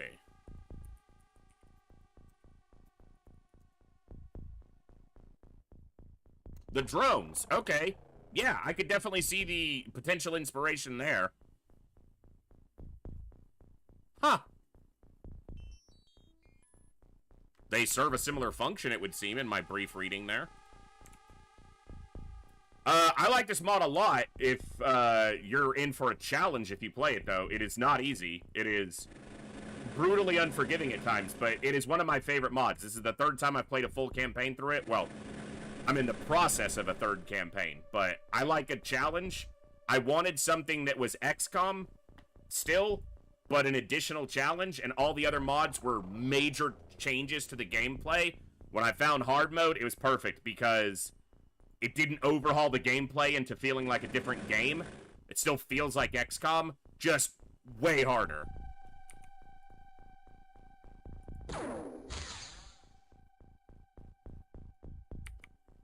Exactly, local, yeah. Armored sectopods, you're like, son of a bitch, really? And then you're like, does that say Chrysalid Spitter?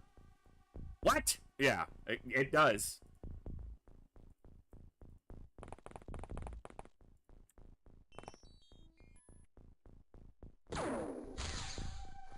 The one amendment to that is that chrysalids now have to get through your armor. In the base game and in earlier versions of hard mode, their attacks just bypassed armor. And so it was just hit or miss, and they almost always hit, so they were always going to transform you. Now at least they have to get a check through your armor. It means that they'll still most of the time one-shot you, but good armor has a chance to stop it, at least. It's not much of a chance, but it's a chance.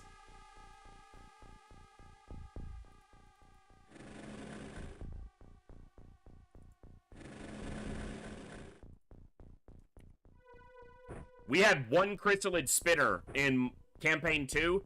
We did a base defense against, probably Muton Elite Guard. And, we had one Chrysalid Spitter get past our defensive lines and almost wipe out the entire base by himself. It was like fucking Alien in an XCOM base. Hey, Zurab, thank you very much. Yeah, allergies are calmed down the last couple days, which is awesome. My energy levels are way up, and I'm going to talk about it, you know, I'll mention it again, but I've been finally showing up for myself. Cooking good food for myself, cutting out a lot of the junk, but still keeping some stuff around that I enjoy, as far as food and treats and things like that. Getting my sleep schedule more regulated, and just realizing that, you know, I'm worth taking care of, even if no one else is going to do it. But I deserve it. I love cooking. one of my favorite things to do in the entire world is cook. I remember the first time I saw the first episode of Good Eats. The first season, the first episode of Good Eats with Alton Brown. I was hooked. Cooking with a sciencey, informative twist. Count me in. Data, data informed, but not data driven. Not hard measurements, but informed recipes and how to meld flavors and build onto things and why things do the things they do. When you cook this way, why does it react that way? When you add this ingredient, why does it do this? I was hooked. And then when I was single again, I just always justified not cooking as, and I've said it here, you can go back just a couple months ago on this stream in one of the VODs, I'm sure. I said, I love cooking, but it's just not worth cooking for me. It takes as much energy and effort to cook a meal that I would cook for 6 or 8 people just to make a meal just for myself, so it's not worth it. And then I realized, the fuck it's not. If there's anyone in this world that I'm worth spending my time cooking for, it's me. I love doing it. Me. I would love to have someone else to cook for. But I'm finally showing up for myself so that maybe in a couple years I'll be worth being around and I can show up for somebody else too. So yeah. And it doesn't mean every meal's a gourmet occasion that takes an hour to prepare. Most of my meals take 10 or 15 minutes, I break down all the prep work. So when I do my breakfast, I do early prep. As I'm cooking my breakfast, if I can do something along with that to prep for dinner or a couple meals in a row, chop some veggies, store some certain things, tiny little things that maybe even it's like tricking my own brain. So when I know I'm going to use an ingredient, I move it to the front of the pantry, to the front of the fridge, to the front of the spice drawer, whatever it is. I just get it closer. It doesn't, how much time does that save? Measurably, almost none. But mentally, it saves so much because there's no decision fatigue. I already got it there. I just open the cabinet and there's what I'm going to use for dinner right there at the front of the cabinet, ready to go. I open the fridge and I don't have to move stuff and dig to the back of the fridge and move containers that left. It's right there at the front. It's on the door or it's at the front of the fridge. So when I finish stream and I'm ready to make dinner, within 3 minutes, I have everything I need ready to go. I chopped the veggies earlier in the day. I marinated the meat, whatever protein I'm going to use. I already cooked the rice and I can reheat it because that forms resistant starch, which is good anyway. Tiny little tricks, tiny little things that just fool my brain. One of the reasons I haven't been drinking sodas, not only have I tried intentionally to not, and I haven't been feeling like I'm missing out on them, but one thing I did differently, they're not in the fridge. They're sitting on top of the fridge, and I wasn't even keeping ice cubes in the ice cube trays in the freezer for very long. I'm started now because I'm using it a lot. So if I want a soda right now, it's either going to be warm or hot, depending on the day, or I'm going to have to wait hours for it to cool down or for ice to get frozen. And by the time that time expires, I don't want it anymore. I got something else, and that filled the craving. Because the craving for it was most likely an old habit. It certainly wasn't a nutritional craving. It wasn't something my body said, hey, I'm craving this because you need this from it. It was just a craving, most of the time out of habit. So tiny little things. I put barriers between me and the things that I don't want to overindulge on. Not big barriers, but just little things between me and indulgence. And I removed tiny little barriers between me and what I do want. I made them easier. I said this before, in the past. This is one of the most, it may sound simple, and maybe it is, but to me, it has been a groundbreaking thing. Always in the past, I made room to want something, and I never made room to not want something. By either having other options, putting a barrier between me and whatever it was always at arm's reach. I could reach out and get whatever I wanted. Soda, chips, cookies, just regular food, just too much of it. It was always right there. Now, I've created space in my day to not want something. not to deprive myself of it, but because I have other options. Or I just put a door between me and that thing that I have to open. And when I open that door, it gives my brain a second to think and go, do you really want that? The other day, I wanted a soda, but I didn't want how I was going to feel afterwards. So I had something else instead. I know these are simple things. I know that they're not groundbreaking revelations for most people. But for me, it's been a complete change in my day-to-day mindset. And it's been, like I said, look at how much fucking energy I have right now. The first 6 months this year beat the crap out of me with real-life stuff, events happening with family members and things like that, and just my own inability to keep up with my needs. Because no one was keeping up with my needs. No one other than me was going to. So I needed to, and I wasn't doing it. But now I am. And it's pretty cool. I wish I'd started sooner, but regret, I don't have time for regret right now. I have too many good things in front of me to consider. I'm not going to look back with regret. So, there we go. 12 dead, so we're more than halfway. Whoa, we're more than halfway there. Whoa! Living on... Oh, I also have banana bread I get to have later. And I cooked it. The whole damn house smells like cinnamon, and it's amazing. Want to see both cybermites and holodrones. We haven't seen holodrones yet, but we have encountered cybermites a few times. Cybermites are little crab insect-like creatures, but when they die, they explode just like cyber discs. The thing is, they're melee, so they want to get close to you, and then if you kill them, boom. They don't do as much damage as a cyber disc. A soldier in personal armor can often survive a cybermite explosion, even at very close range, but it can be very dangerous. And very dangerous to downed units, because they take, you know, they can't get away from the damage.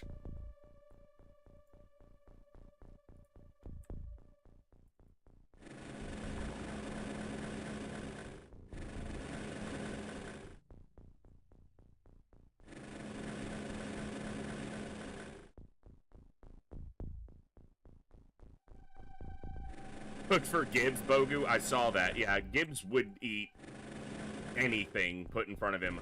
Although the nights when I've had more rice than I want to cook and I don't really want to store it for too long, if I just toss it in with it, because I don't heavily season it ahead of time, I do a little light seasoning when I cook it, because then I want to be able to adapt it to whatever meal I'm having, and I can add to it to make it fit. I'll just drop that in his food bowl with his kibble, and he loves it, just because it's a change. I doubt it's even that flavorful, but it's a different texture. It's a different change for him. He loves it, so. I would bet that they do, Olsen. I would bet that it doesn't do enough damage to punch through a power suit. Certainly not like a reinforced. Just based on my experience with the Cybermite explosion. It's not that big. Yeah. I'm not a wealthy person. The dog does eat kibble. I don't buy the cheapest kibble out there. I don't buy the most expensive. I simply can't. But I supplement his meals with eggs. He'll get a raw egg occasionally. He'll usually get some of whatever protein I'm having if I can give him some, if it's not something bad for him. He likes broccoli and green beans mixed in with his food, and I try to give him some salmon oil. He hasn't had many eggs recently because eggs are still kind of pricey, especially for my broke ass. And I've been eating a lot of eggs recently because they're just a really great source of healthy fat and protein in the morning. Not just in the morning, whenever, but that's when I've been eating them, mostly in the morning. I'm learning so much so quickly, it almost feels fake. It almost feels like what... it can't be this easy to learn these things. That's what my brain is telling me. Because I didn't grow up in a situation to learn shit about nutrition. They didn't teach us that in school. Health class in school was basically scaring us about not getting pregnant, which didn't work. I had both my kids before I graduated. So good luck with that. And they told us nothing about food. They showed us an archaic food pyramid that said something like, eat 11 servings of grain a day. The fuck does that mean? Especially to a teenager. Didn't learn shit about nutrition. And my mom did the most amazing job for raising me and my older brother when it was just her working 3 jobs and trying to go to school and raise both of us when she was basically still a kid herself. But nutrition wasn't something she could worry about. She could worry about what she could put on the table. What could we eat that was gonna, literally keep us alive? One of my favorite meals from my childhood was what my mother simply called stuff. Literally, stuff. Because what was it? It was the cheapest noodles, whatever cheapest dry pasta we could get, usually a can of cream of mushroom soup, and then whatever leftovers were in the fridge. All mixed together. That was stuff. Sometimes ground beef or stew meat to give it a little more, if we could afford it. I didn't learn anything about how to eat healthy or eat, not even about how to eat healthy, just food in general. I didn't learn any of that as a kid or a teenager or a young adult. I'm almost 40 and I'm just learning it now. I couldn't have fucking told you what cholesterol was 3 weeks ago because I didn't fucking know. I knew roughly what it was, but I had no idea how to be mindful of it or pay attention to it. I don't know now. I'm figuring that out, so.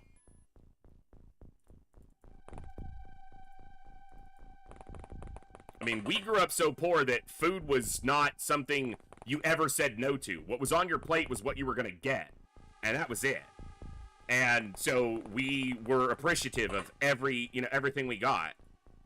And yeah, I think, I know I'm talking about this a lot today.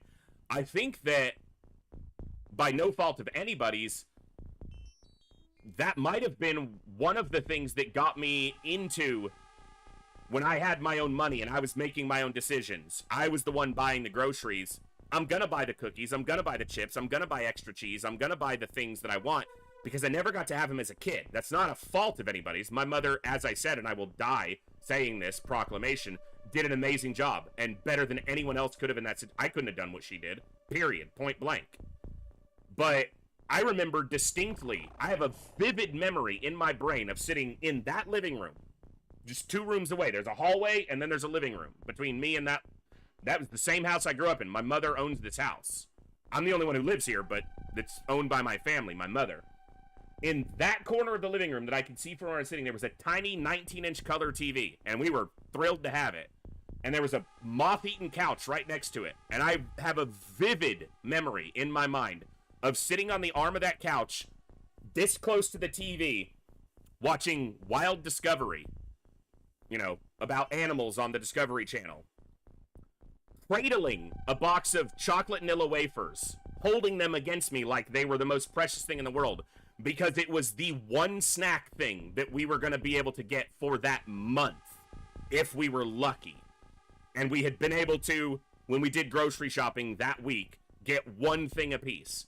And I chose that box of cookies, and they were magical. And that memory is seared into my brain because of how much of a rarity it was. But that meant that when I had the ability to buy those things, I wasn't going to deny myself. It wasn't about the food even. It was about the security of, I can have this. It was about the comfort of, I get this now and no one's going to take it from me and it's not rare. I can go buy more. And so I think that shaped my relationship with food in the way that it was. So my mom, it's probably even shared this story when she comes into chat before, but when I was a kid, my mom will describe that I had a food stamps dance. When we went to the mailbox at the apartment complex and she opened the mailbox to get mail, and there was the booklet of food stamps when they were literally still physical items, objects you got in a booklet, that meant we were going grocery shopping. And that was awesome, because there was probably not much in the house at that point. So she has a very vivid memory of both me and my older brother basically dancing around like we had just won the lottery because we got a booklet of food stamps, which meant we could go grocery shopping. That was what my relationship with food as a kid was like. It wasn't bad. I'm alive. Like I said, I got enough food. I didn't starve, but there was never any indulgence. There was never anything extra. There was nothing more to it than just sustenance, what we needed to survive. So we all go through life in a different way, and that'll shape our relationship with people, with objects, with luxuries, with necessities, even with things like food.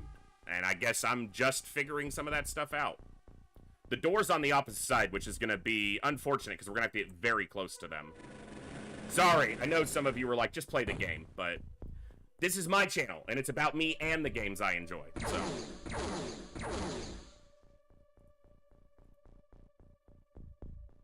How's it feel to suck, dude?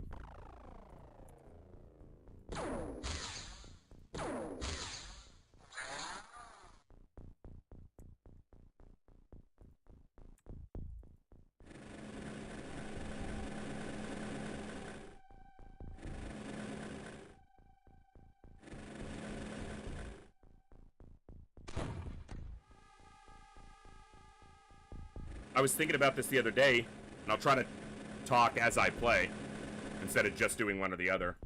That when I was a kid, if someone was heavy, someone was overweight or fat, to my mind, it meant they must be pretty wealthy. Now, you gotta remember, I'm 40 years old. It wasn't that long ago, but it was just in the 80s or 90s, you know, early 90s. So, in my estimation, in my mind, because we didn't have that much food, if you had enough food to be fat, you were doing okay. And, you know, that meant you had the ability to eat fast food regularly. You had the ability to indulge in excess. And now, that script seems to have been flipped to where everyone has this not everyone. There's a perception that is shown that I had, and maybe some other people do, that it's the opposite. If you want to be fit, if you want to be in shape, if you want to be skinny, then you have to be wealthy, because there's that perception that health food is locked behind the barrier of wealth. And it's absolutely not. I am broke. I am extremely blessed. It sounds contrite to sit here in an air-conditioned room with a pretty nice PC, a stable internet connection, and a bunch of people watching me on the internet and say I'm broke, but by pure economic standards, I live well below the poverty line in the United States. I'm extremely blessed to be in the position I'm in, but I basically live and die off the generosity of the community here. And I'm extremely humbled by the fact that I continue to be able to do it. But if I can start making changes with my meager salary, anybody can. Absolutely anybody can. I live in a tiny town. There's no Whole Foods here. I don't have access to all kinds of great organic options. I don't even get to leave my house most of the time. My car's still not running, so I have to order delivery for most of what I'm getting. And if I can do it, everybody can. So health food is not locked behind the barrier of wealth at all. No one should have to think that because they're not well off or wealthy that they can't eat healthy. You absolutely can. And don't start by looking at what you can take away. Don't start removing things, because you'll never be happy with it. Just look at what you're eating and think about what you can add to it or substitute or whatever to make it a better choice. Not the best choice. It doesn't even have to be a healthy choice. It just has to be a little bit better choice. A little bit healthier choice. And you'll make changes so fast you won't even realize it. I stopped playing, I know, I'm sorry. I said I was going to try to boot, but my brain is apparently not capable of multitasking right now. Alright.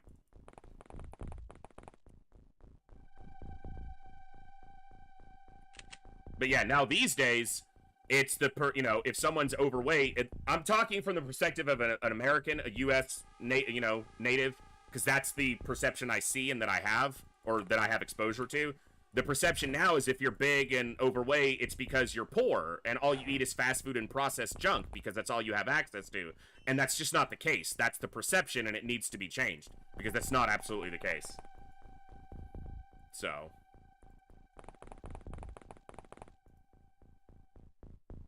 That's a good choice, Donkus. It's a good choice.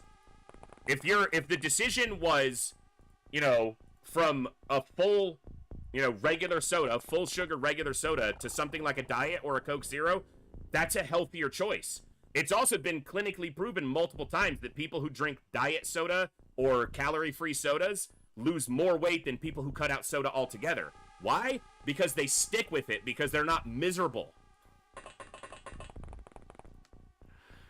So that's a great choice. Awesome.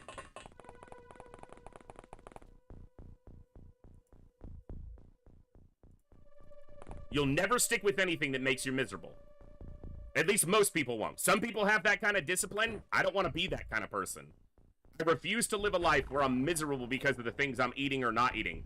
But I also refuse to live a life feeling like I did 2 months ago. Because that sucked. And it sucked for a long-ass time. And I'm worth better than that. I deserve better than that. So I'm going to give it to myself. I'm going to give it to tomorrow me. Because he's a better person than I am. And he'll give it to the next guy who's a better person than me. And it doesn't matter. You don't have to make grand sweeping changes. Every single one of us can do 1% better. That's easy. 1% is nothing. And that's all you have to do. Imagine if you made a 1% change in the decisions you were making every day. You can do that. Tiny. Tiny little change. So 1/100th of what you're doing, you change that. Before long, you've changed a lot. And it didn't take anything. It took a negligible amount of effort or attention. And if you're out there and you're a healthy, fit, well-adjusted individual, I'm super happy for you. And I'm grateful. And I know that what I'm, talking about doesn't change anything for you. And that's awesome. I'm glad that you're already there. I'm only starting this journey, and I might make content about it on YouTube. I'm tiny on YouTube. I have 550 subs on the archive channel, but a lot of people share things like I'm going through after they're at the finish line, right? Hey, I used to weigh this much, now I weigh this much, here's how I got here. And they may have great advice, but the problem I've found is that oftentimes they're like, hey, I used to weigh 70 pounds more. I lost all that weight. I transformed my life. Here's how you can too. Buy my thing. I'm never going to sell anything. I don't care how much money I get paid to do it because I just feel better and I want others to feel better. And I don't want to wait till I'm at the finish line. And that will mean some people won't care to watch because they'll be like, this is a fat guy who's talking about eating healthy. What the fuck does he know? I want to start from the first checkpoint because I made it. I'm at the first checkpoint along this marathon of treating myself better. And I want to be going beside people. I want to say, look, I'm learning as I go. If you want to go with me, let's figure this out together. I don't want to be at the finish line telling you need to start. I want to be in it and say, look, I'm doing it. You can too. So let's go. Maybe I'll do that. But I got Operation Echo coming up, which is going to be way too much of my time and attention. So I don't have time now. And it's going to be a real test of my ability to stick to it if I can do it through the marathon. So, I'm a little, there's a little trepidation about that. About how it's all going to go. But that's a big change, Donkus. That was another thing that I started noticing was that I was running into heartburn quite frequently when I never did in the past. Part of that's getting older, but a lot of it was also my diet, my intake. So I have noticed that. I haven't had heartburn in weeks. It's great, because that shit sucks. Talk about ruining your sleep. Ugh, hard to sleep when it feels like your chest is on fire. All right. XCOM. We got about 7 to 9 aliens left, depending on the exact count. Let's roll them up.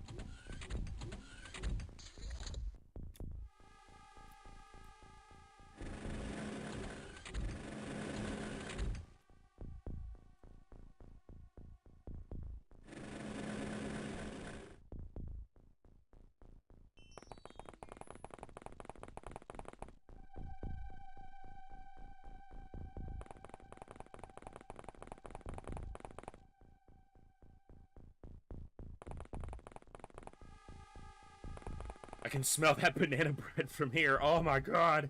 It smells so good. I gotta get through dinner before I can have any banana bread, though. Oh my god, it was so easy to make, too. So easy to make. Such a great thing. And I had 4 bananas that were going off, basically, and was like, I need to use these. 4 medium to small bananas. They weren't huge. So, they were perfect. I don't need a sniper over here, but I guess I started moving them without realizing it. These guys are going to hang back. Watch our backstop. They've got weapons that are really not applicable to going into the interior of the ship. I'm going to keep one drone, the weak drone, back, and also have it just watch in case I missed something. I don't think I missed anything outside, but, you know, you never know. Okay. We've got plenty of turns before aggression, based on what I'm seeing.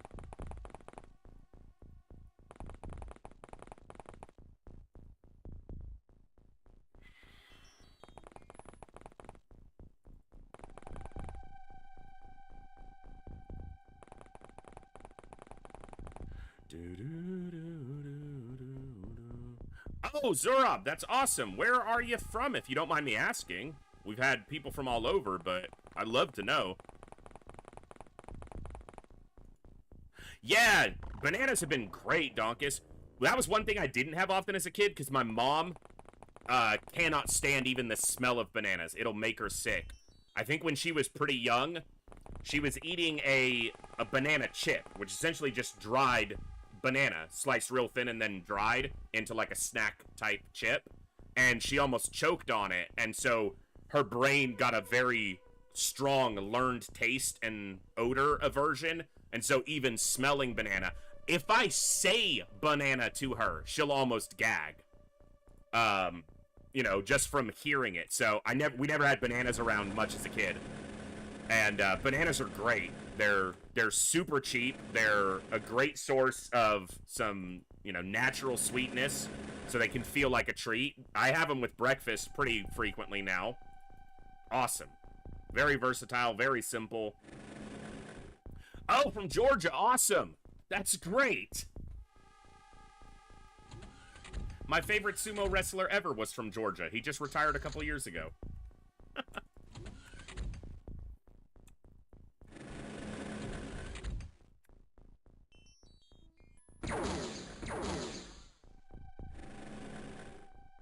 In Moscow. Okay, cool.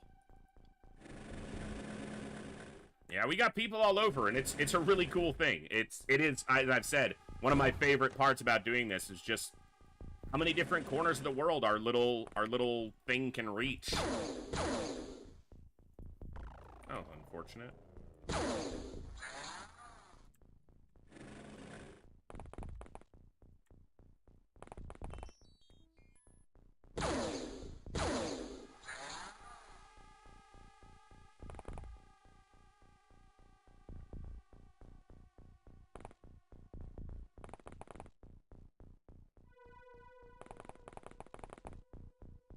Hey, that's a good one. The second one didn't get fully uploaded. I'll tell you right now, you can probably just skip starting campaign 2 because I lost the hard drive that had most of the VODs on it. Like, the hard drive failed. So I kind of stopped midway through campaign 2, but campaign 1 is complete. It's all there.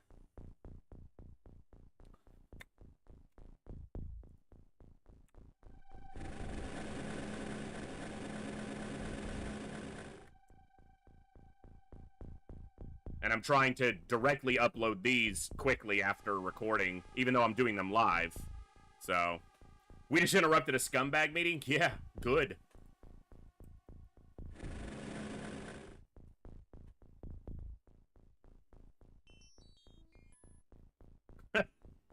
That's a good one, though, Tonkus.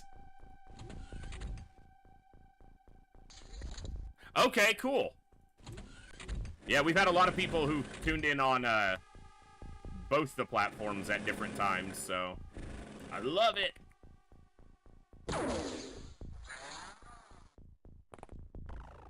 It's like 16 dead. There's not many left. I love that, too.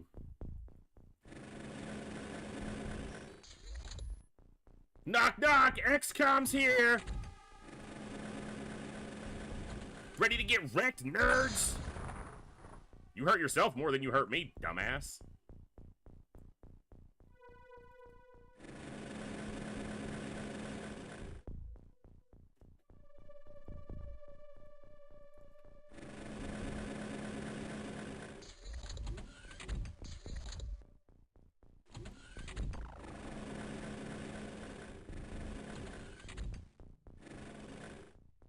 He's over there. Oh, he's not the one who got hurt. Okay. There's another one. Yeah, local, that is a fact. Mutons are, in fact, quite annoying.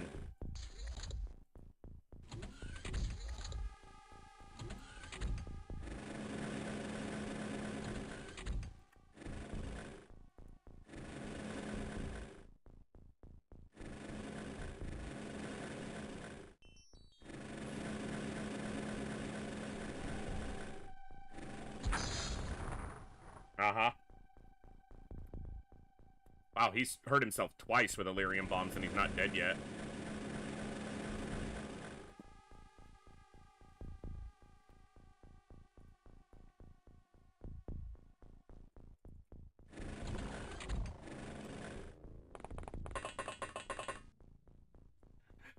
Why can you take 3 rounds to the back and return fire? Uh-huh, yeah, because Muton. The answer's in the question. Why can a Muton? Because Muton. You know this. You just don't like it, but you know it.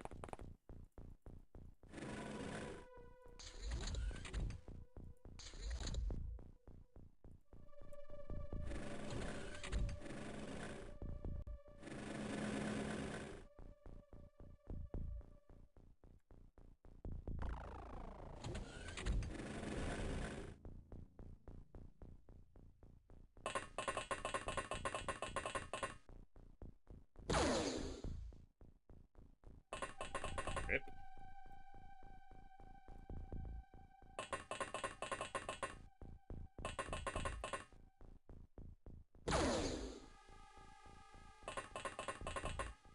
These boys need to go back to the firing range, apparently.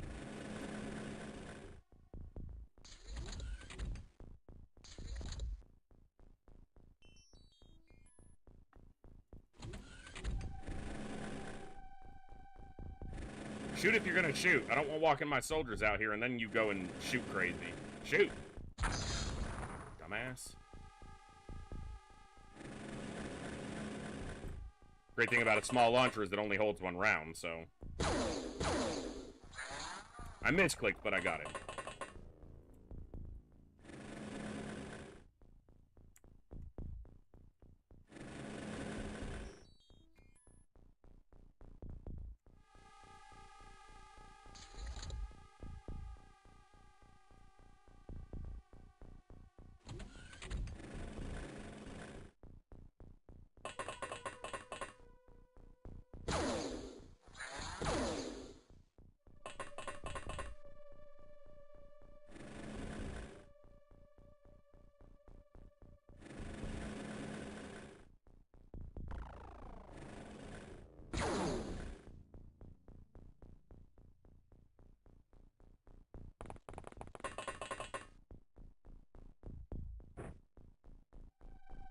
Smoke. It doesn't have enough time units to shoot again.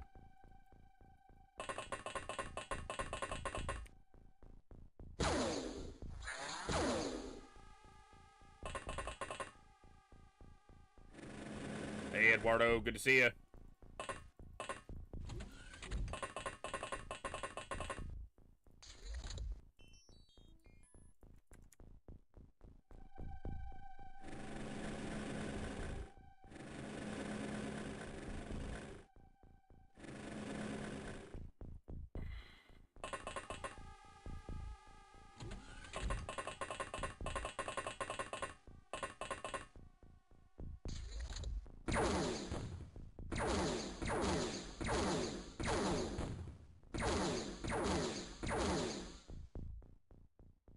I think he punched a hole in the wall.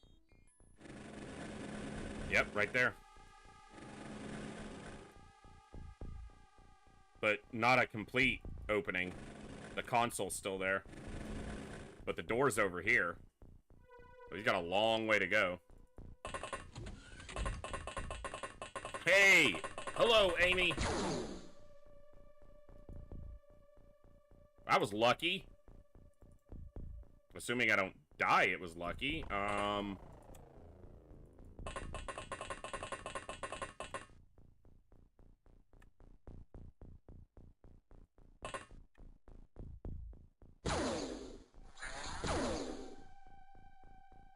Wow.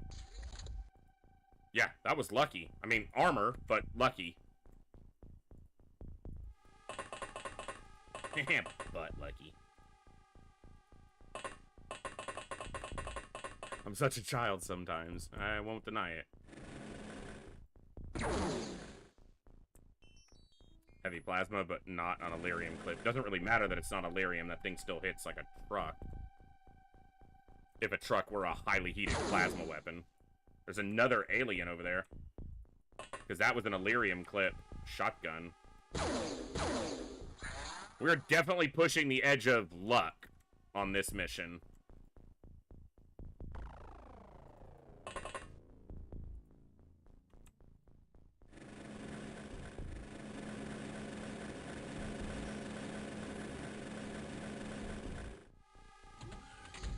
He's over here.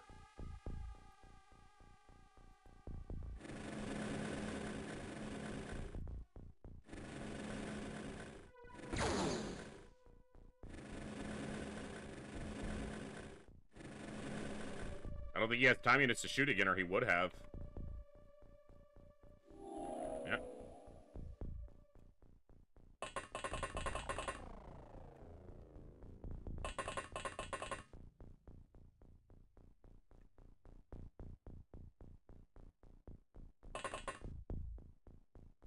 Where were you?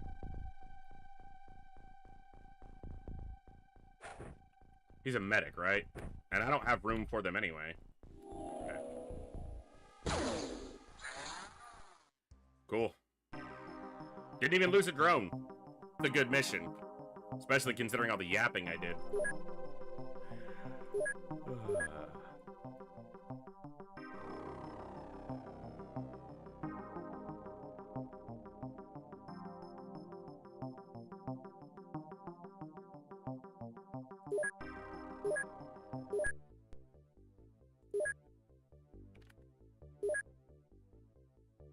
That's a change.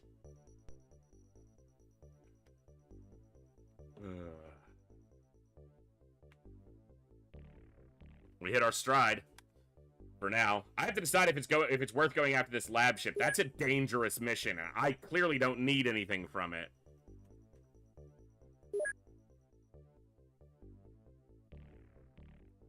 Using Mind Probe does not increase psi stats. It has no effect on psi stats.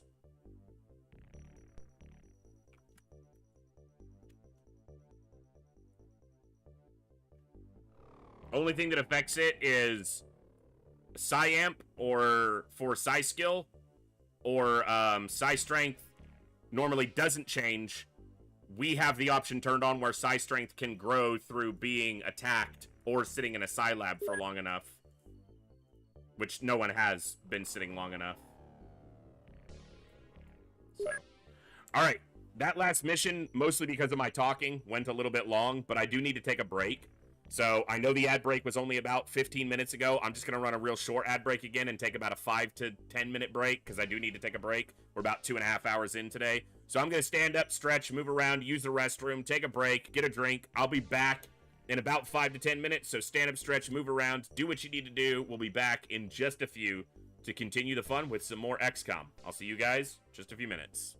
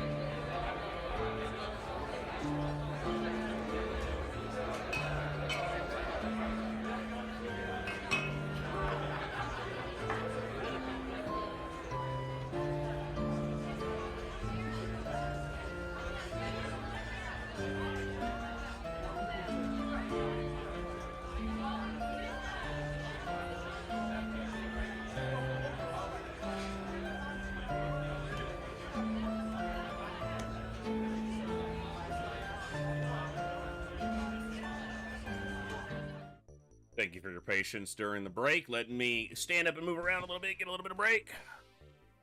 Oh. All right.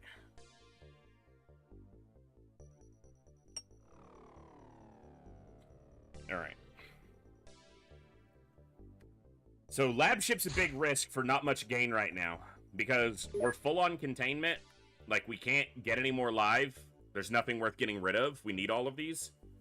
And we don't need money. We don't need components. Basically, this is just a huge risk of getting blaster bombed for not enough upside. If I was broke, if I needed extra score, if I needed components. But I think we shot it down. We got some score. We did lose a retaliator, but we're about to replace it. So, yeah.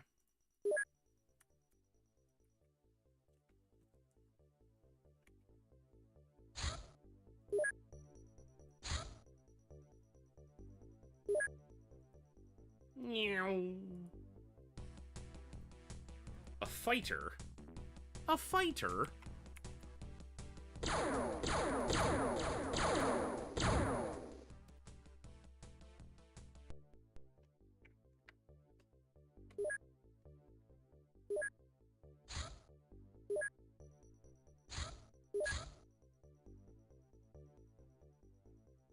Let's send Sky Striker 3.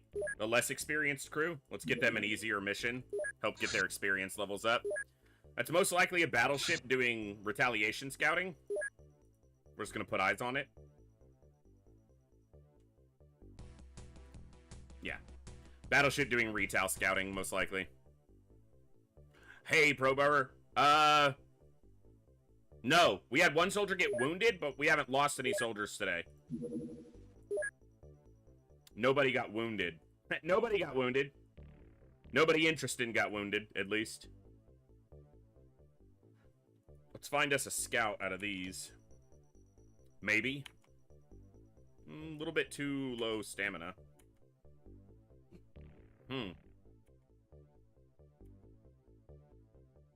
That one could work. Ah, they have really good stats, though, elsewhere. Let's go here. Ramaji? Is that what the name was? Ramaji, yes. Something to that effect.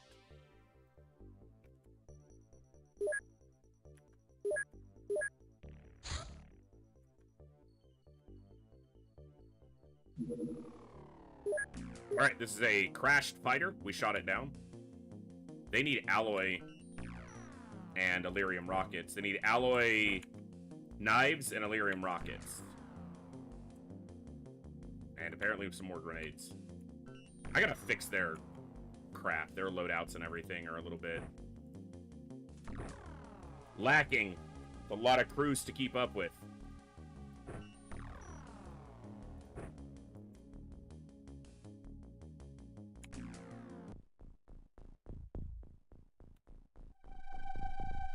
Mutano.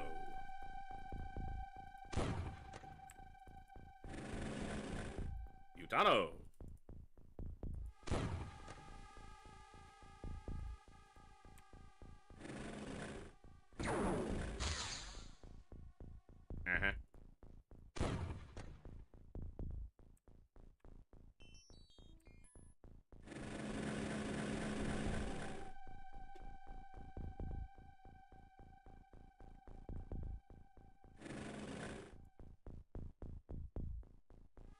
Fucker's blending in so well.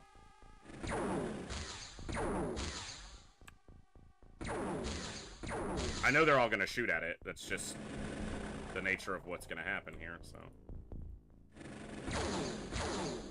That's the shots I wanted to get rid of. Yes, they killed the drone, but they didn't kill a soldier. The purple thing is called a gazer.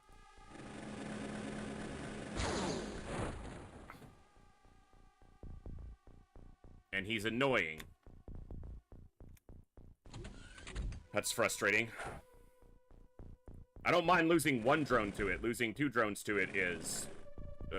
yeah, no, I don't want to do that. But it happened, so...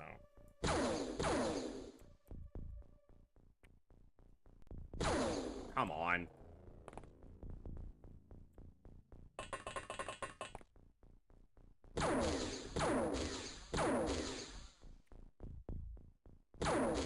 Wow, that went through him. Always a treat.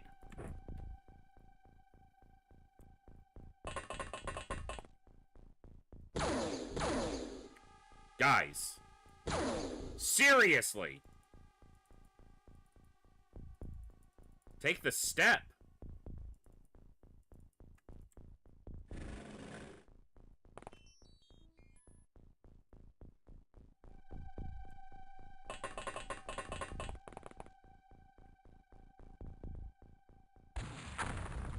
Well, I didn't hit the guy I wanted to, which is this guy. Get out of here, mosquito. Fuck off.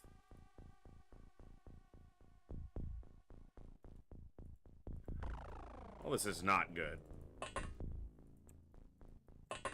We'll just state it bluntly. Not a great spot.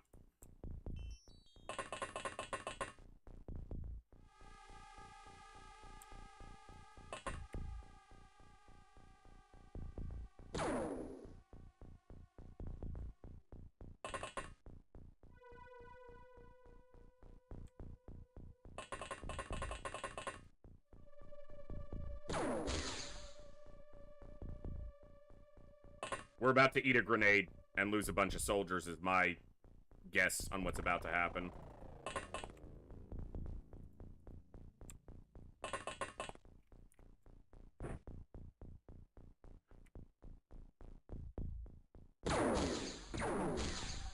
I didn't expect that shot, and I should have.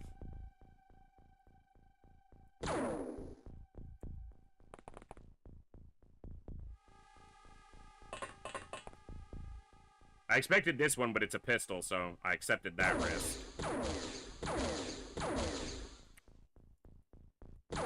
Come on! It's like they don't want to survive. I can't even help you at this point. There's another one back there. Oh, fantastic.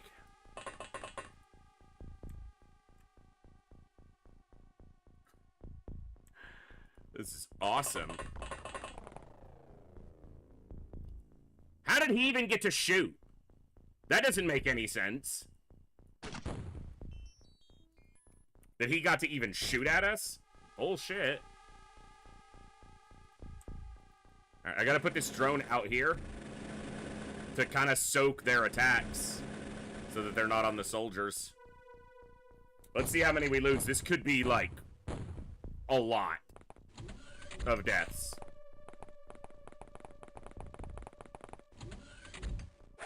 There's a grenade.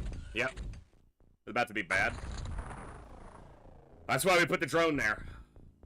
Fuck yes.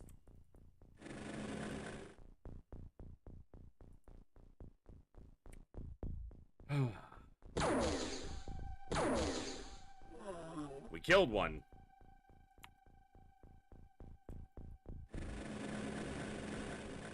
Where's the other gazer?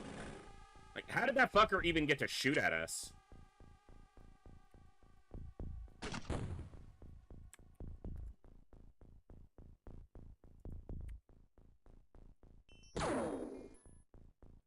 This is the bitch who threw the grenade.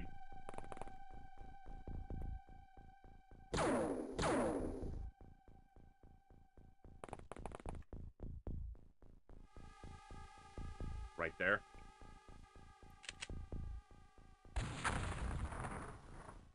one of them. Hit 4 targets? Wait a second. Okay.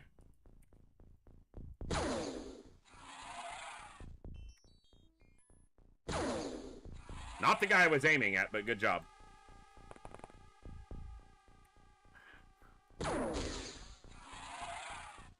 Alright.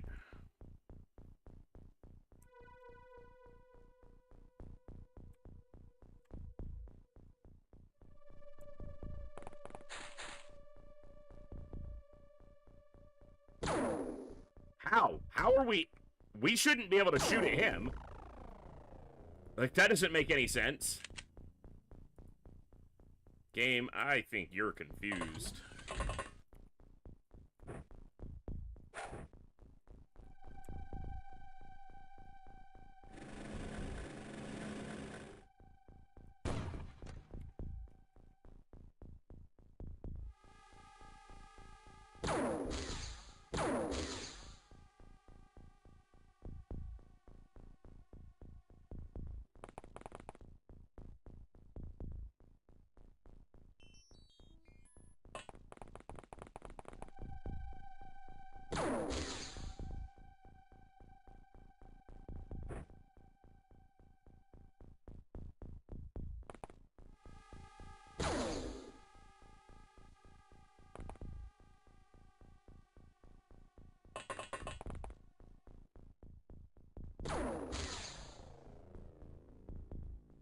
Fucking mutons.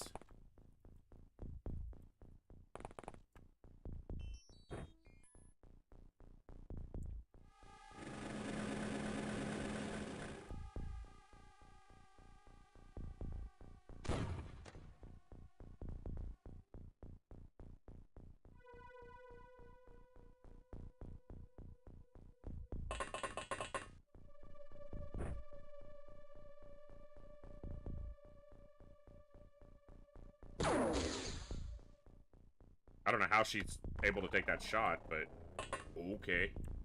I mean, she hit him, too.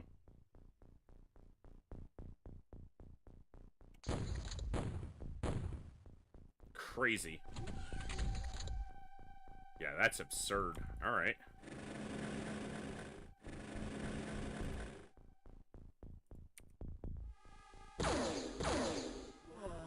Good.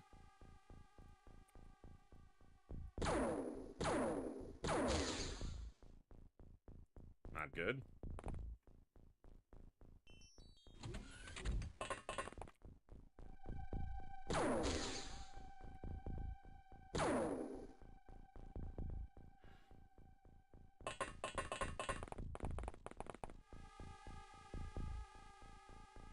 Sometimes they will, yes.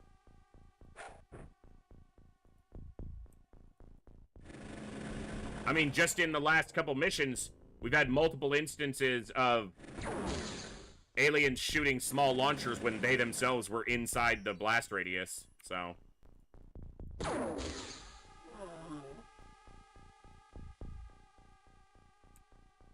We killed one over here. I need to make sure there's not another. That's what I'm fucking talking about.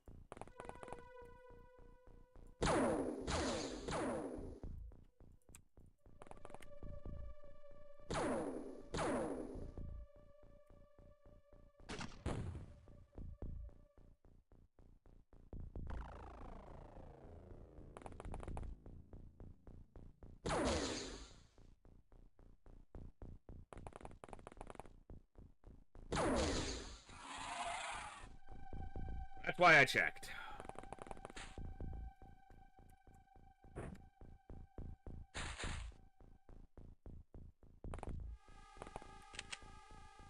That's 9. That means there should be 3 left.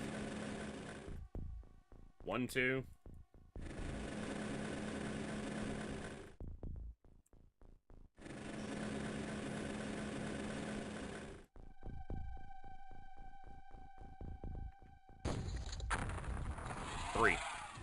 Forgot him.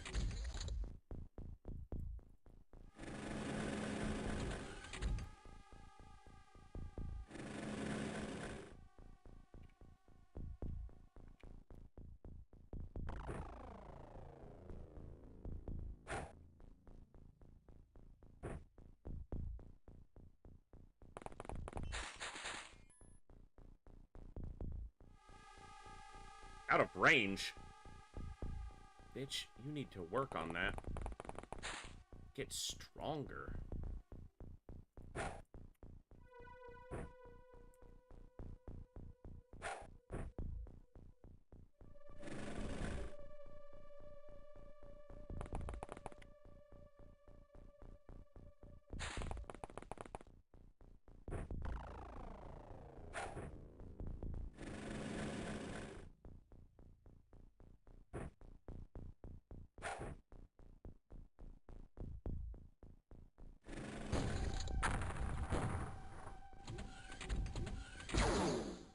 Of course he came out.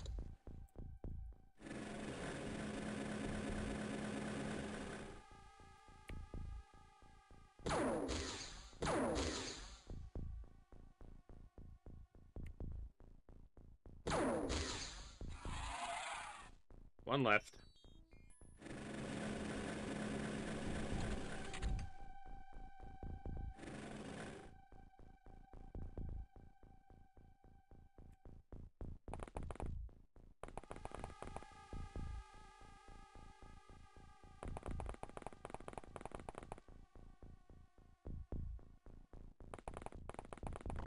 All right.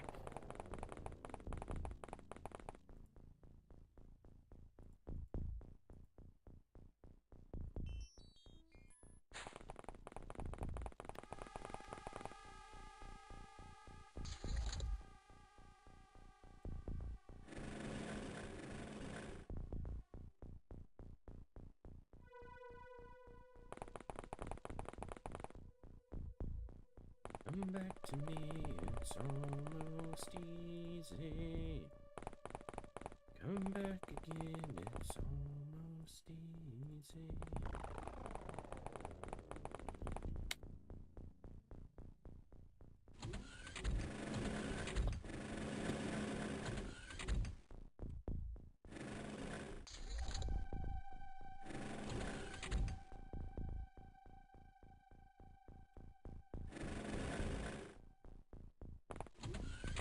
This is entirely possible to just lose a soldier here if he just survives the shots to the back.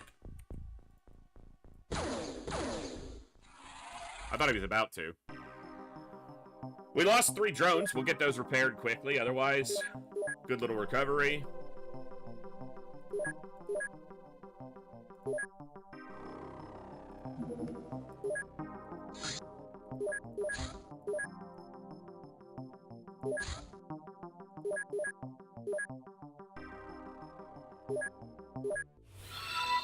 Hey, it's the lady, the myth, the legend herself. I was talking about you just a while ago. Texas teacher, 37 months and 39 preceding years. Thank you so much for the awesome support. That's my mom, guys. Say hi to my mom. She's awesome. We were talking about you earlier. Oh, my goodness. Not you specifically, but you were featured in the stories of my childhood, because you were kind of there. Ugh. Oh, man. I hope you're doing well, lady. I know I didn't call you last week and catch up, because every time I looked at the time, you were going to be at work still, and then I got busy, and then it was too late, so...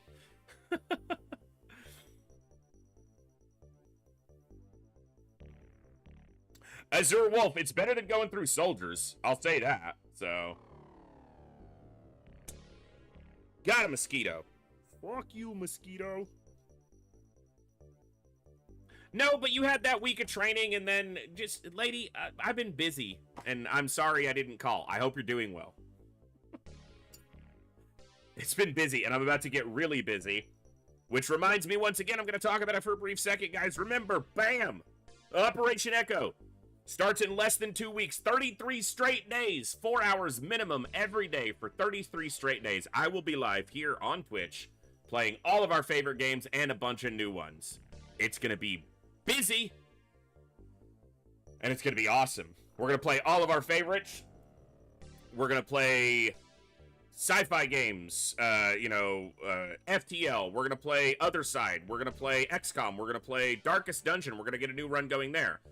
I don't know which XCOM we'll play. I'm leaning towards XCOM 2, some kind of campaign there. Probably a vanilla campaign, not a lot of mods, but we'll see. We're going to play FTL, we're going to play Slay the Spire, we're going to intro some new games if we have the opportunity, and I'm hoping to give away extra games throughout the entire marathon. So I have a collection of game codes from Humble Bundle and other places that I'm going to give away. And if you have any extra game codes sitting around that you want to contribute so that we can give them away during the marathon, reach out to me, get in touch with me through Discord, and we'll compile a master list. Last year, we gave away almost 70 games. I think we gave away 68 games throughout the marathon. So basically 2 a day for the entire marathon, and it was absolutely awesome. And I hope to be able to do the same thing and give away a bunch of games this year as well. I'm going to put as many as I can up, and if you guys want to contribute, it is always appreciated. We'll do 1 giveaway minimum a day, and then we'll do an extra game for certain thresholds of followers, subs, donations, bits, whatever, so that we can give away some awesome games to give back to the community.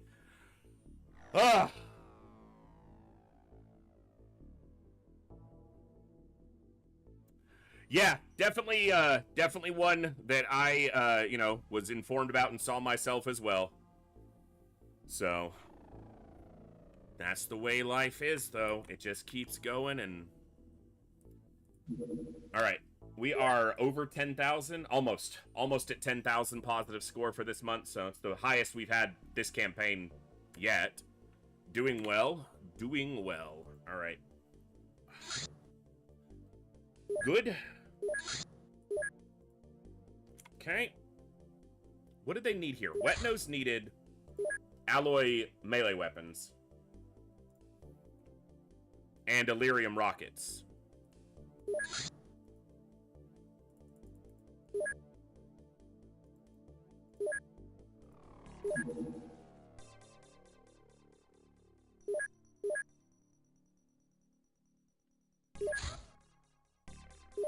Okay, that way they're on the queue. I can get them done super quick.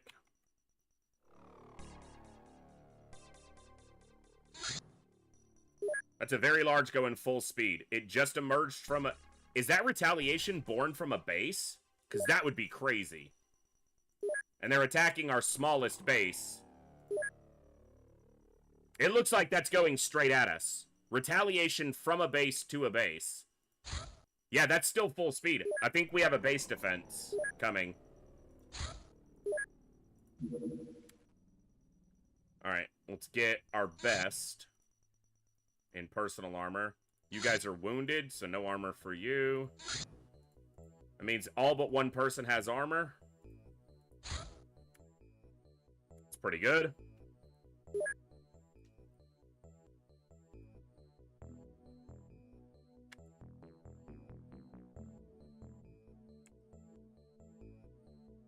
I'm going to take armor off Vanna.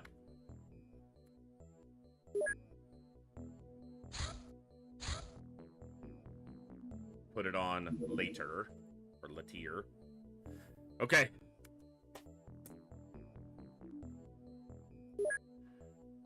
We have 4 drones. We don't have any tanks here. Unfortunate. We have everything we need. Wow. Dude, they were flying right at us. I didn't think a base could spawn a retaliation instantly like that, but I just wasn't sure. Alright. Dodged that bullet for a moment, but... that means that they are scouting for us, because that has to be a battleship.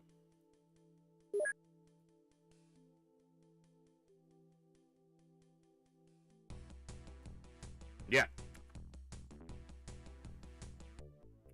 Crazy. Okay.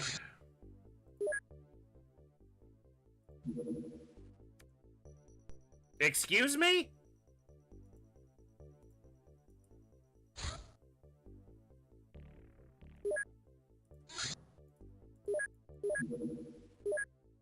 They just land a battleship in Canada.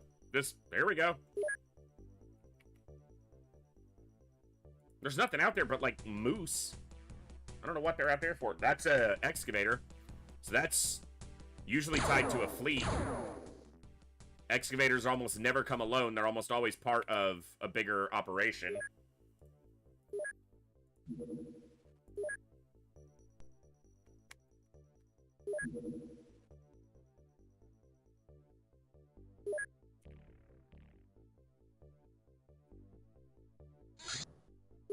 Okay. Excavator on the ground. Rural area. Close to the ship. Never ideal. Mutano. I have Illyrium rockets here, right? Where are you? Do I not have a Rocketeer on this ship? I thought I didn't give him equipment. I swore I had a Rocketeer assigned to every craft. Alright. Not a big deal.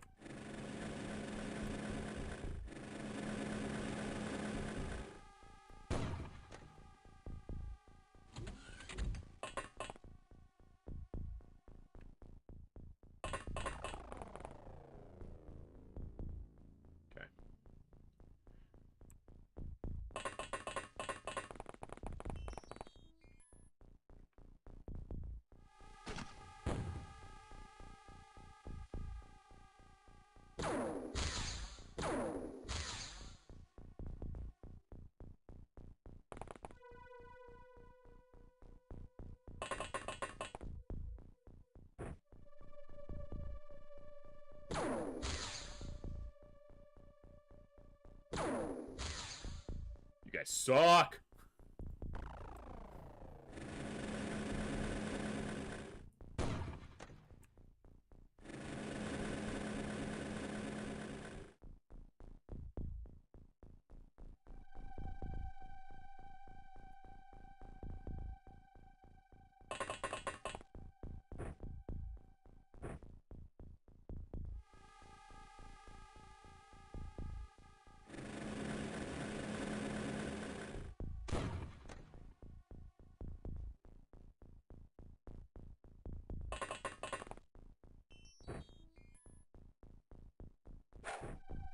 Smoke won't propagate through a fence, so we need to manually cover this side in case one comes up on this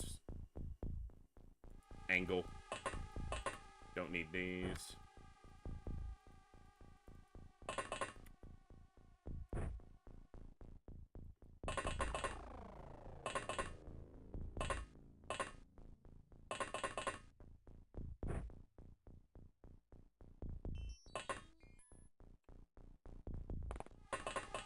You need to go get yourself some equipment.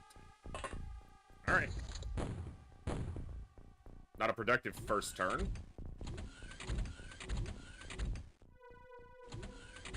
That's just the way it is.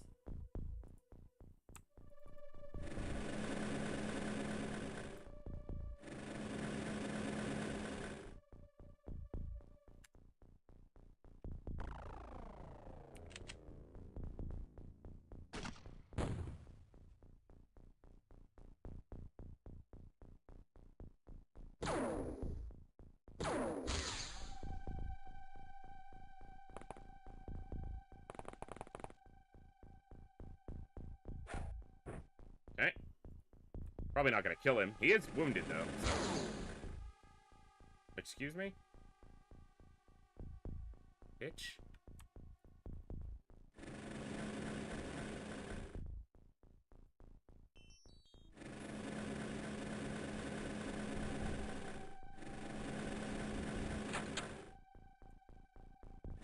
Wow, all this space on the map, and the craft are in adjacent cells, and then you have all this space back here. This is going to be an annoying map. I was hoping for a nice, easy recovery, but no. Game said, fuck you.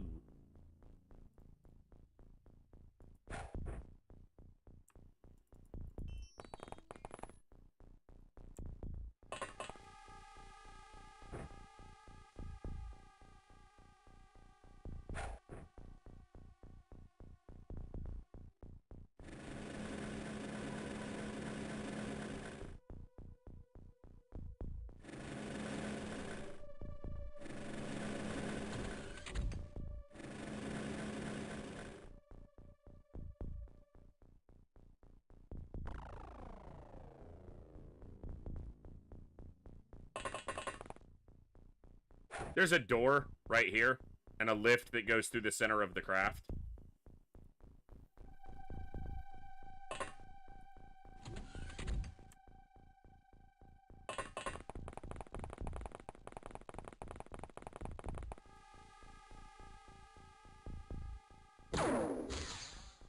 Of course he dies in one shot now that he's got 2 grenades. So now 1 grenade will blow up his body, and the other one will blow up his equipment. Because it would only happen that way if he was standing on 2 grenades, that he would die. Or go unconscious to that shot.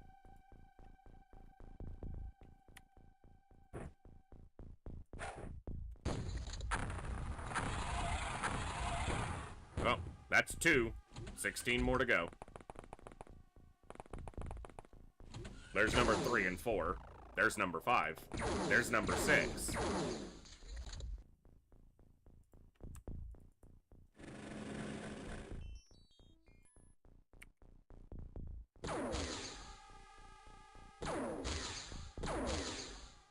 Bro, the wall's not that tall. Ah!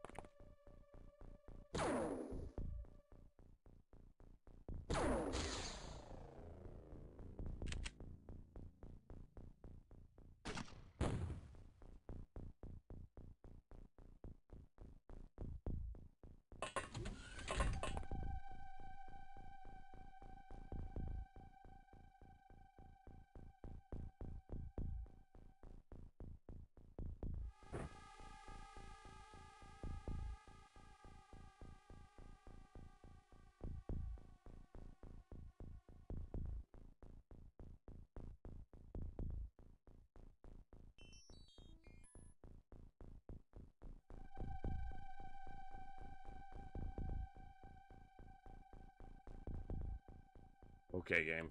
Sure. Fucking gazer.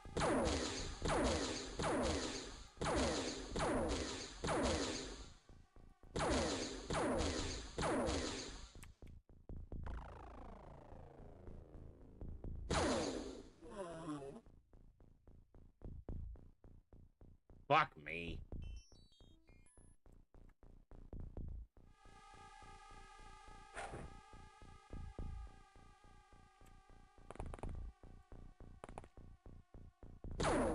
Come on.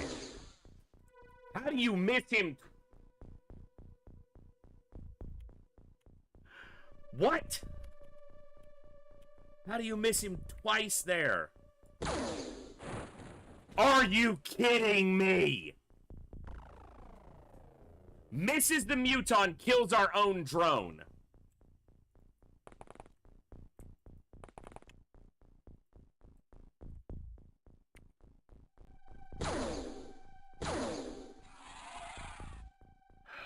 Oh, man.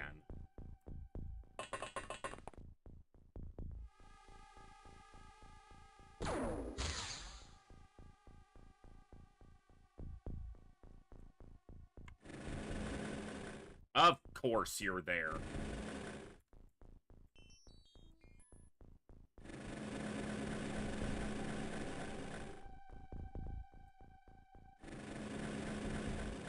Yeah, that's the one that shot at the drone. That's the one I was looking for when I found these other 2 freaks right next to me.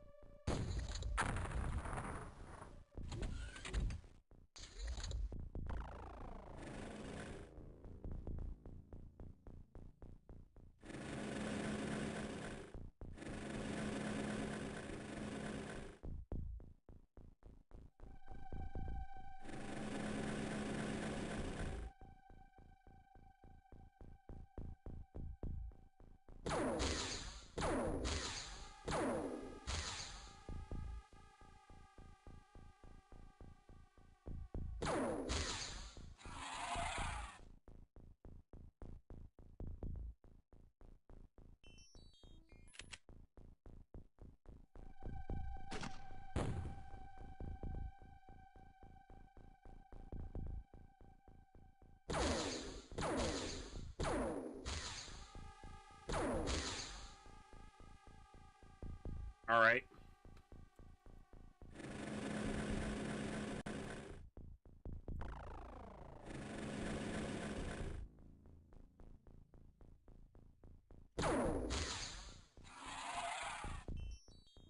My ear.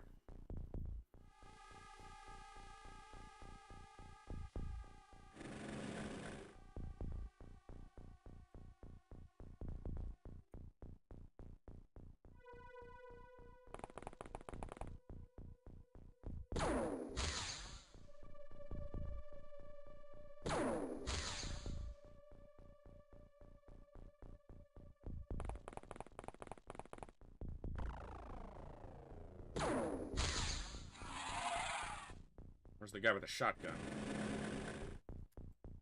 Right there.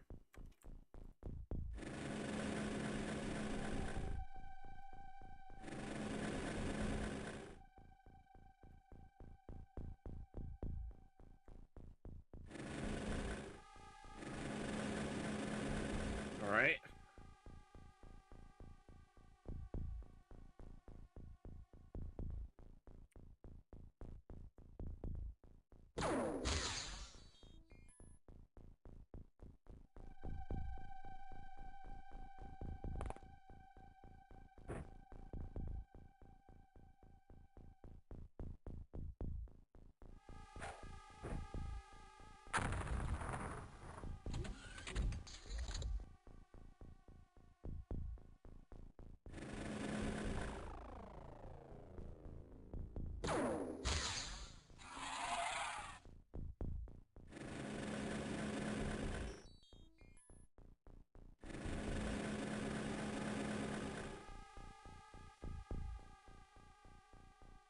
He has to be on the ground between the buildings. That tile can't be occupied any other way.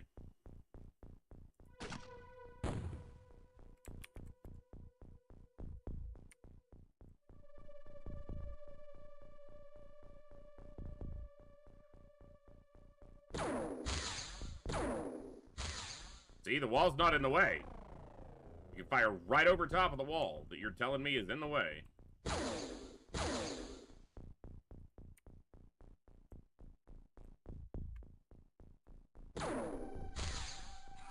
See how the wall wasn't in your way, you fucking idiot?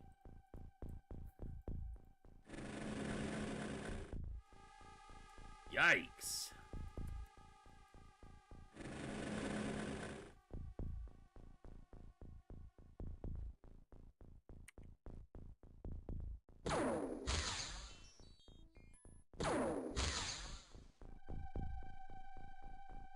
Okay. Yes, items do have health and armor that mitigates explosive damage against dealt to them.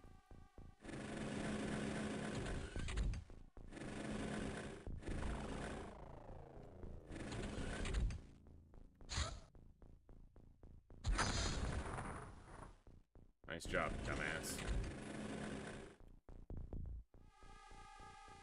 Never tell me the odds.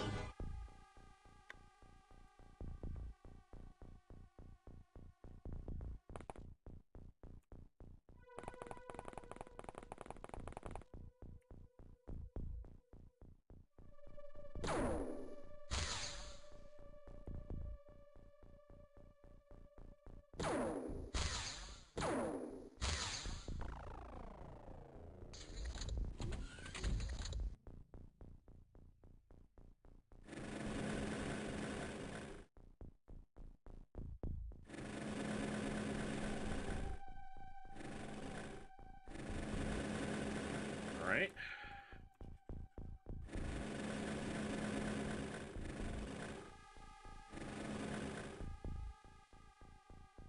one's standing there.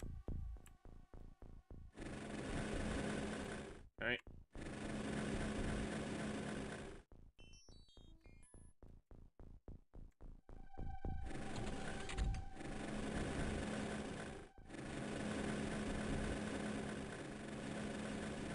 Alright.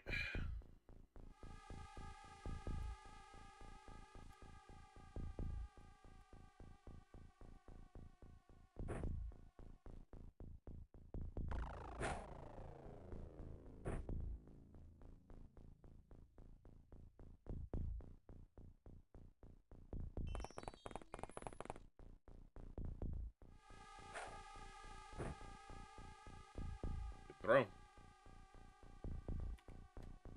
We should be able to get it to the same spot.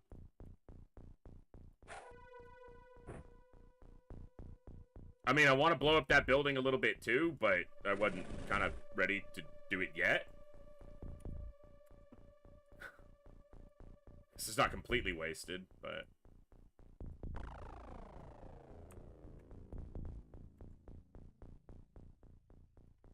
I don't think anyone over here is strong enough.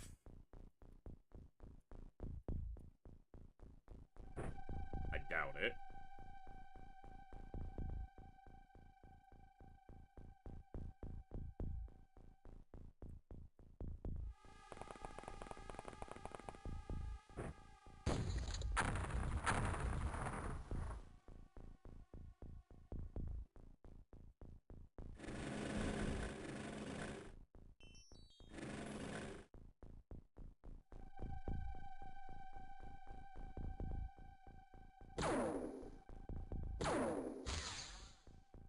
Little dangerous firing past him, but...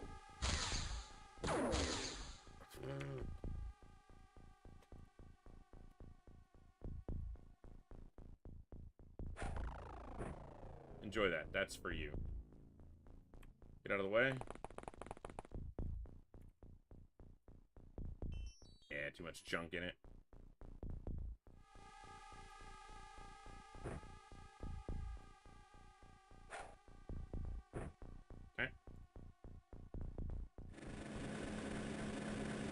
How changed the research tree? It's pretty changed. This is just a glimpse of it, so you can see, but that's basically what the research tree is. Depending on your device, you can't really see much, but it has a lot of different sections. All of the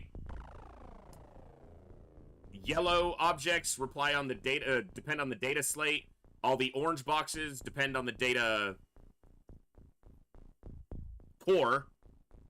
Every green box requires a engineer interrogation. Every blue box requires a navigator interrogation. Every red box requires a live medic interrogation. All the pink boxes require a live interrogation of a specific type. It's a lot. There's a lot.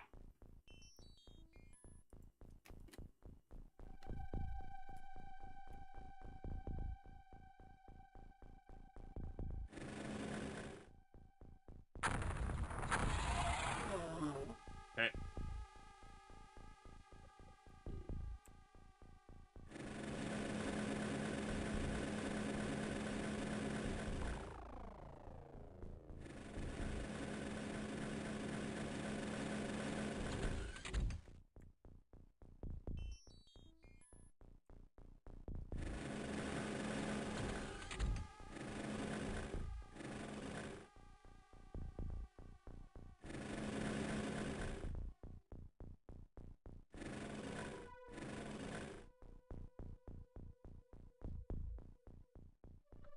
I don't know if the one on UFOpedia is updated. I can share it in the Discord.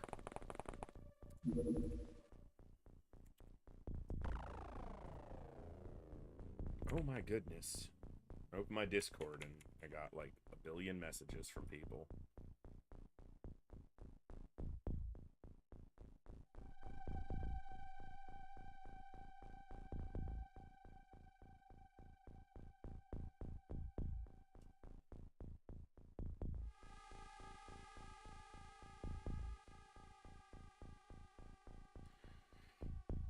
Okay, hold on.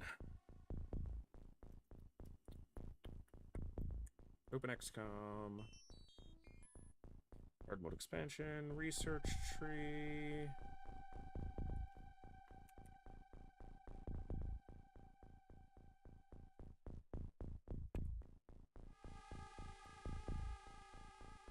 It's in the XCOM channel in the Discord. So you can look at it in detail there.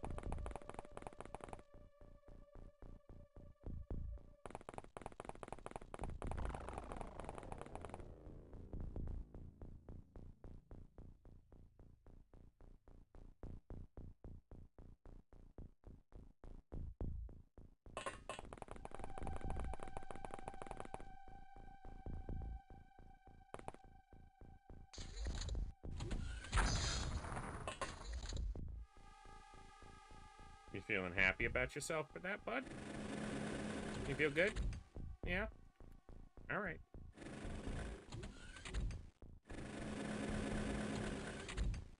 What's with the small launchers? Yeah. Enjoy the bleeding. I'm not even hurt.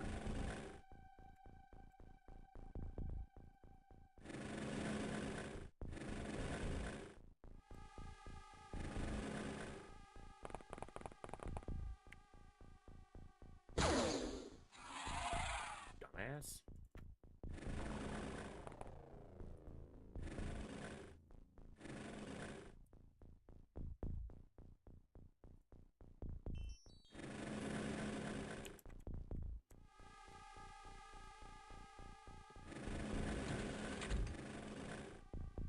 Dangerous ships to go into, but if I wait for them to come out, that's also exceptionally dangerous given the fact that they can come out the top and just get right on top of me before I can ever prepare for it. So we'll go in as safely as we realistically can.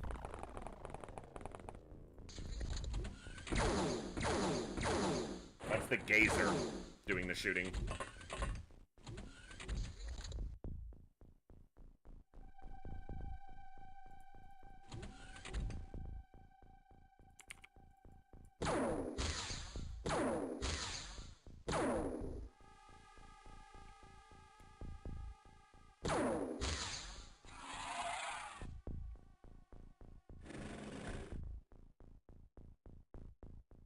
Okay.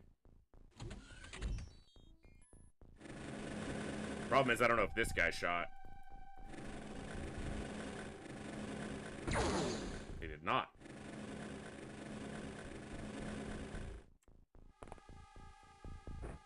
Alright, kid. See if you get a promo.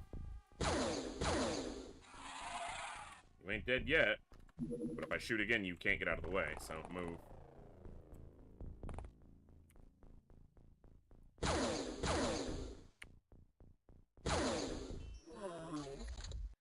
Nice.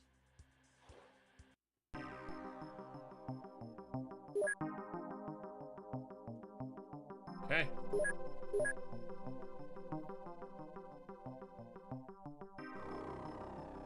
That'll work.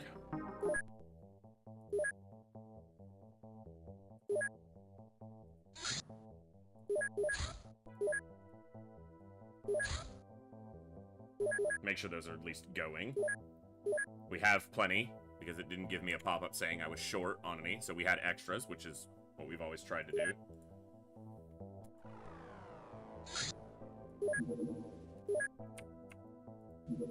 Mm-hmm.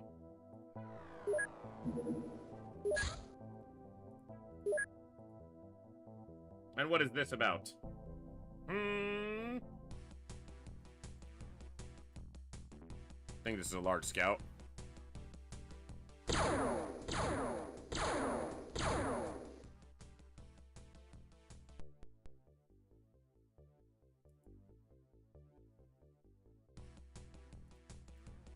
Sentry.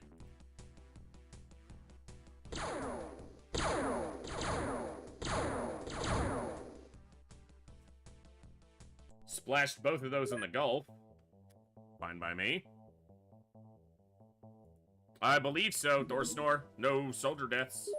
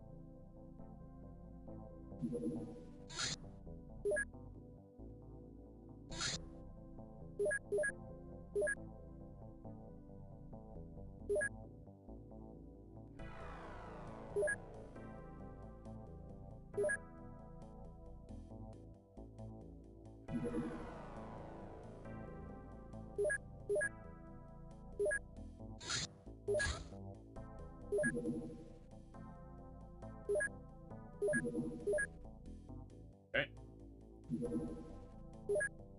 Waspites are elite terror agents and combatants. They are very aggressive, genetically engineered, and cybernetically enhanced, making them fearsome enemies.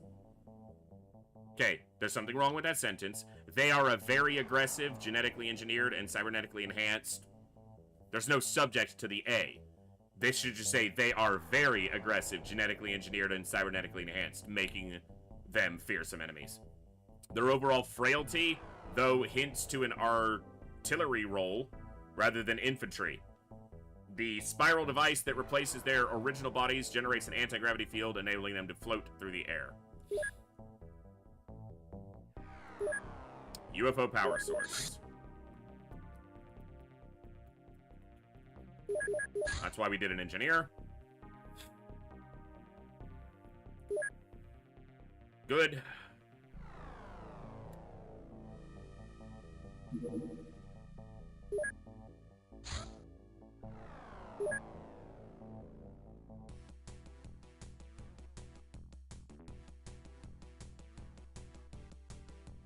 Kill him with the Danes.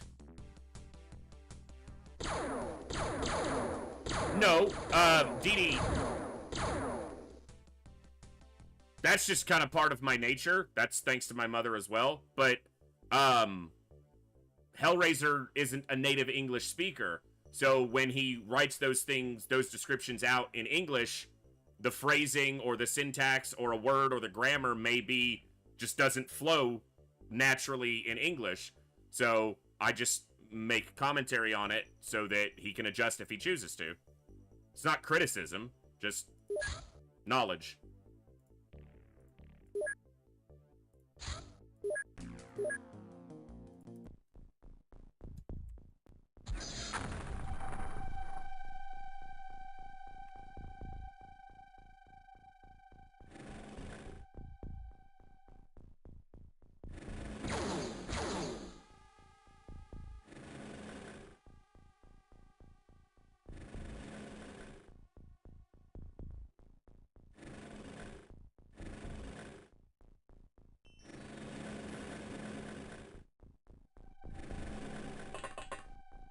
Okay. That's good. I didn't blow anything up.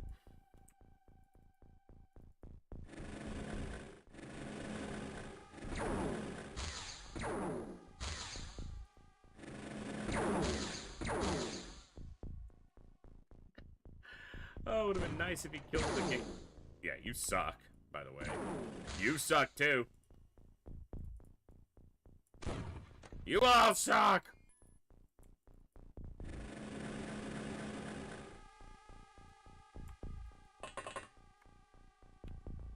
Mmm.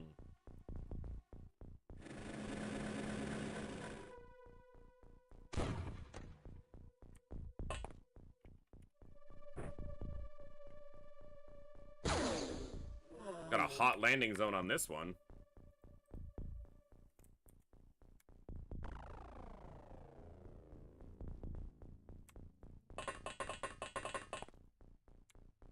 Yep.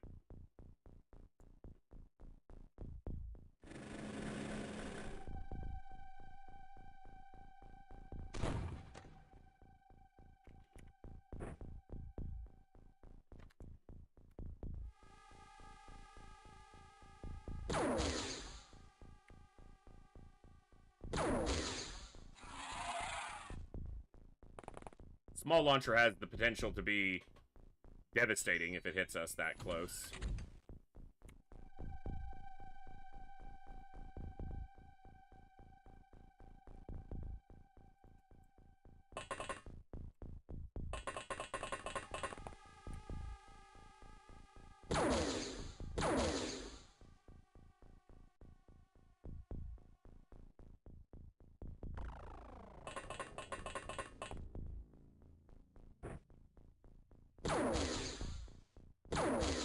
Get out of here. Fucking mosquitoes. God, they're terrible right now.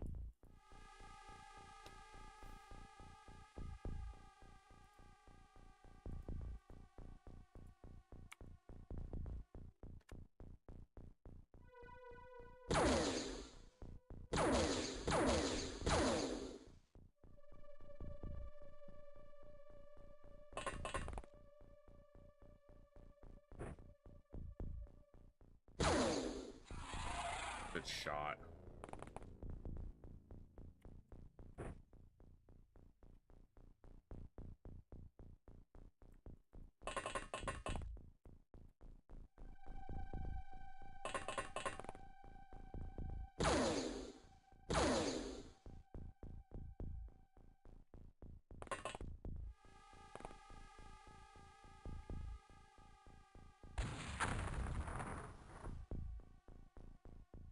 Something's over there.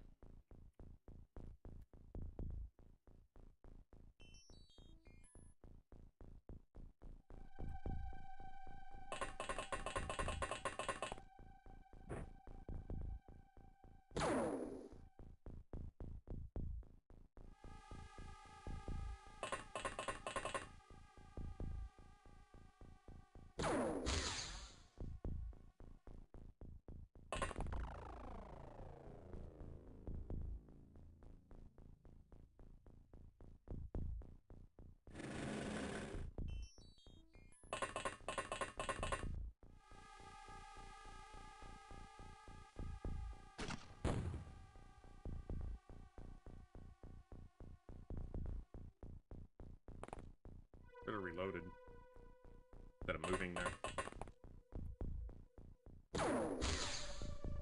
Damn. Nice fat zero, huh?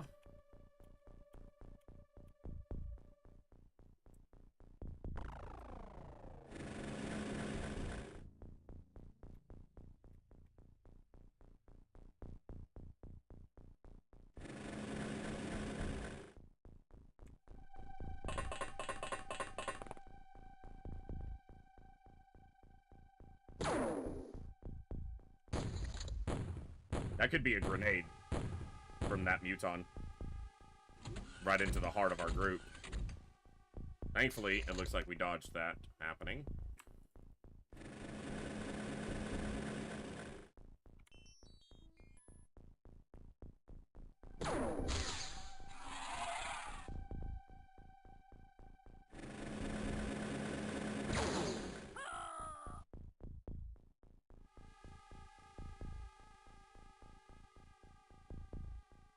There's no way that just happened.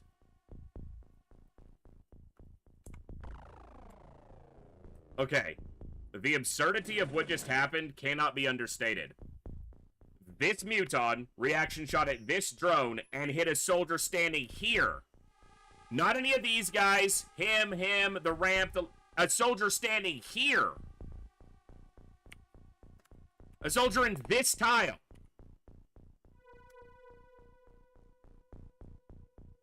What?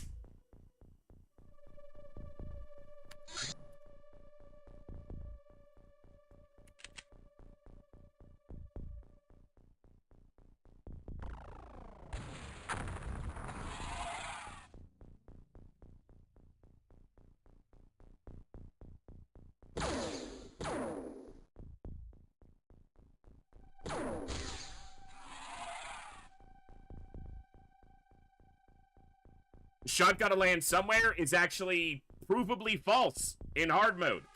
We've seen that with shotgun shots constantly. They do not, in fact, gotta land somewhere. 90% of the time, they land nowhere. They just disappear into the ether. So no, shots do not, in fact, gotta land somewhere. That's the real kicker.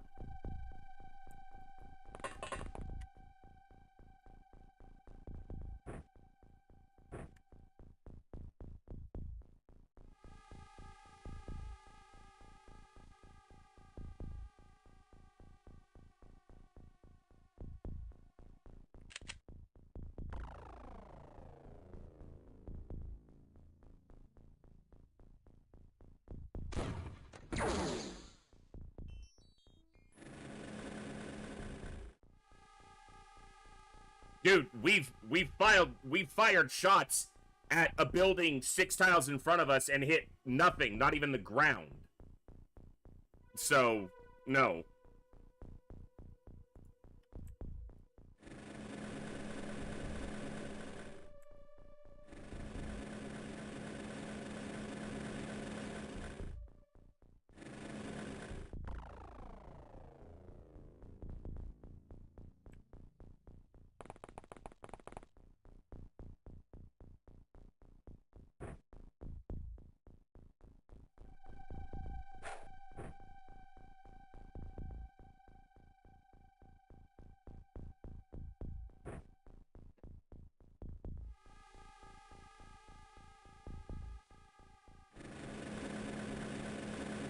And enemies left.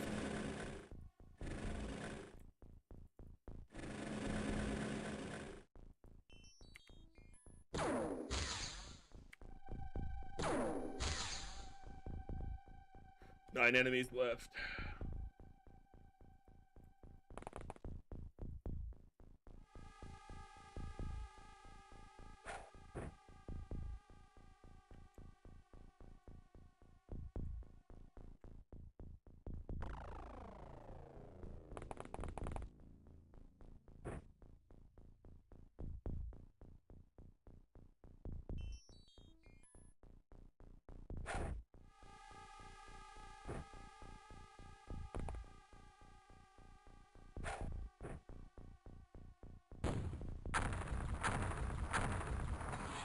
Got one of them down.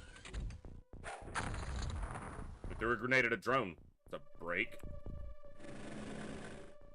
Dumbass. It's a center door. There's no door there. Oh, there is. The smoke is just barely covering the crease. So it's side doors, not center door. And this power supply got popped because we can see the broken door there.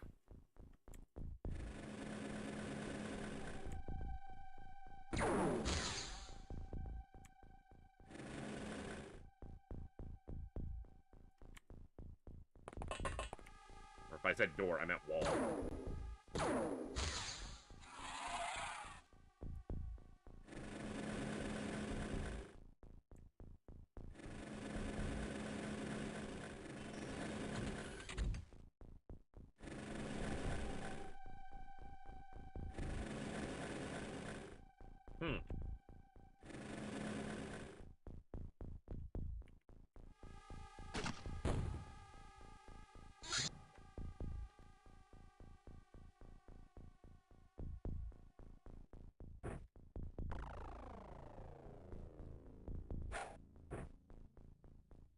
Good throw.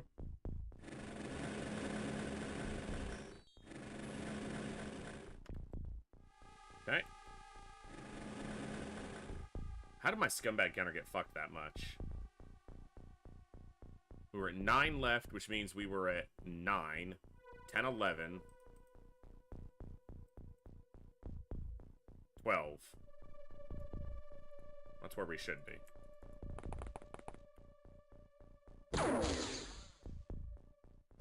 I must have been clicking the down instead of the up on it.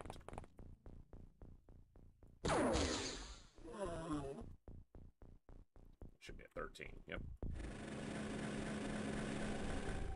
This would make him 14.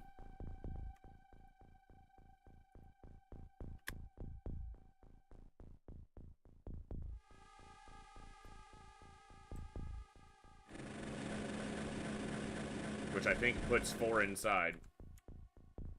1, 2, 3, 4. Nope. 3. I could be off by 1. 1 could have died, too. It's gonna be this door. If they exited at all. That's where he came from.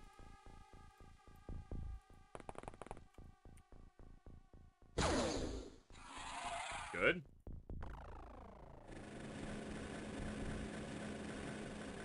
Nothing in the smoke. Good. If my count is correct, there's 3 left. Might be less. Maybe just those 2.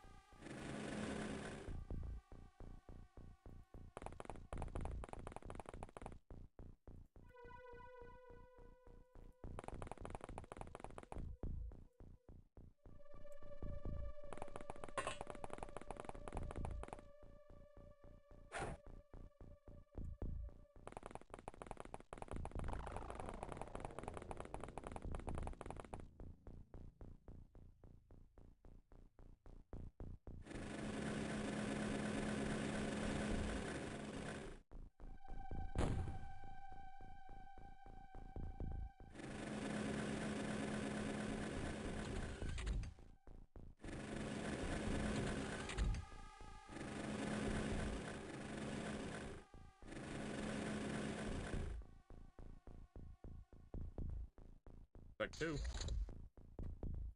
Wait till we hear a door. Or a drone guy. Same thing, basically. Good shooting.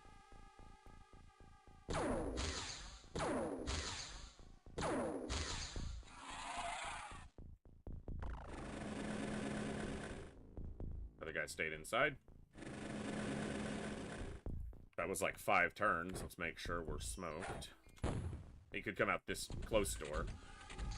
Sounded like right side. So where you end your turn, where your cursor is, like where you end your turn, doors that then open without your camera being moved. So if you see a unit, your camera will shift to focus on the unit, and the sound will emanate as if you're looking at that point on the map. But if it's just in the black hidden movement screen, and your camera doesn't show you a different location, sound will be relative to where your camera is positioned when you click end turn. So if I clicked end turn right here, and I heard a door to the left, it's this door. If I heard a door to the right, it's this door.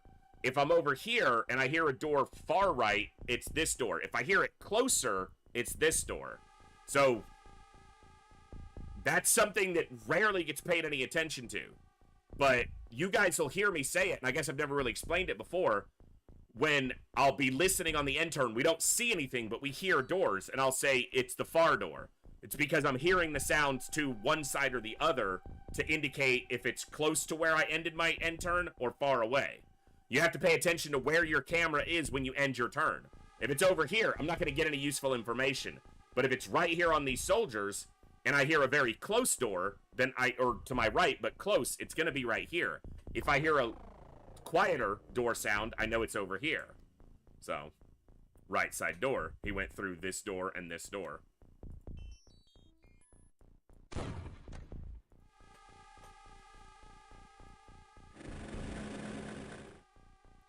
It's not specifically directional. I don't know, as much as it's what's the word I'm looking for here? It's, you know, it's distance. Sound is louder at a greater distance. So if I take a drone, I only have these 2, but if I move it when we're looking right at it, the sound is that loud. But if I move it when we're way over here, you don't hear any of its movement because the sound is relative to where the camera is positioned. So even though he moved all the way around, we didn't hear anything. Same thing with Soldier's footsteps. You hear his footsteps, but if we're over here, you don't hear him until he enters the frame. Now he's right behind my camera, right there. So you don't hear but the last couple footsteps as he enters the frame. So same thing with this soldier. If I move him, I hear him in my right ear because he's on the right of the screen. If I'm over here, I hear him in the left ear. But I do not hear him in the right. But if I'm right in the center, it's stereo. I hear him in both ears. And if I'm off camera, right as he comes into the frame, I pick it up in my right ear. So, yeah. So, even when you can't see what's happening, when you're in the hidden movement screen, door openings or footsteps or explosion sounds can give you direction on where they might have happened.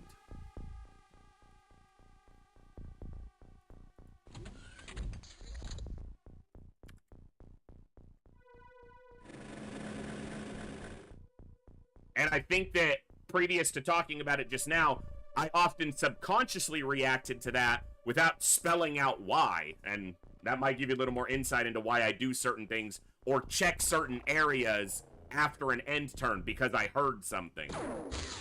So that sound, the shot sound is in my left ear, the impact sound is in my right ear, or both. Yeah. There you go. Stereo sound. We lost an operative to a random shot. We had a nearly perfect day. And then we lose a soldier who I would have been less mad if the two soldiers standing between him and the target died, because at least it would have made sense that they died. He got clipped somehow.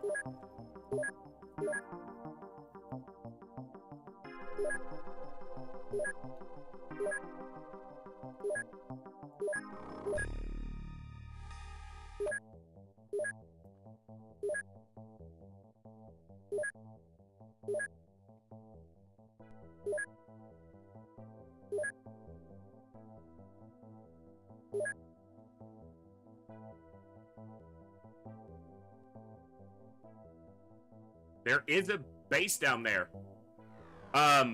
We killed the battleship that was doing this infiltration, but it didn't stop the infiltration, so we didn't roll the 1 and 3. But 11,000 positive score. Our income went up by 218,000, even despite losing Australia.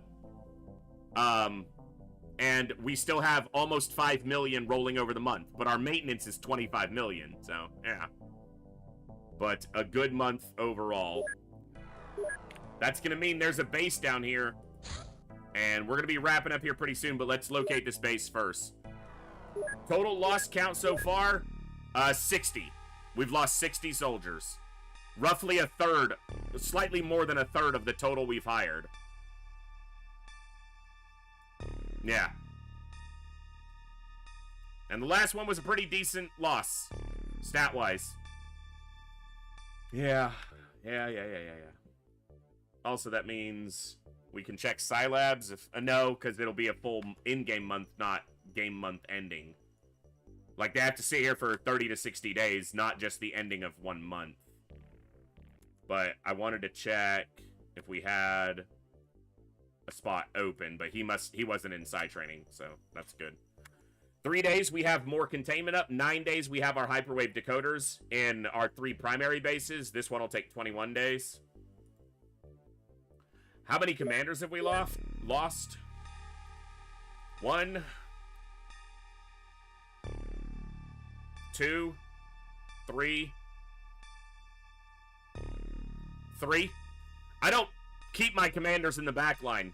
They're up there leading at the front. And in fact, literally, in most of these cases, 5 Lives was an infantry, but Hellgraph was an assault, and Jat was a scout. So they were literally frontlining.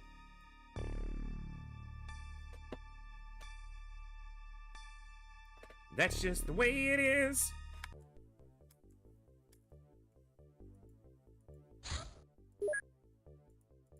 There it is. On Tasmania?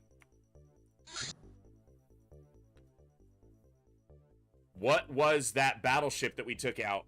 Was it Snakemen? Or was it Waspite? It was Snakemen. Fuck. Snake base. Damn it all. You died a couple sessions ago. I don't know if you've been reassigned since. You died when you were our best soldier that's died so far. By a lot.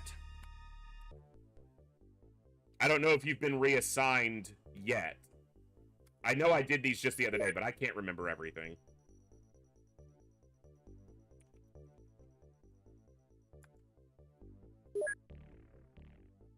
Yeah, you're not back in just yet. Well, that's going to mean a Snake Man base. We still got this floater base. We had a score of over 11,000. That was a really good in-game month.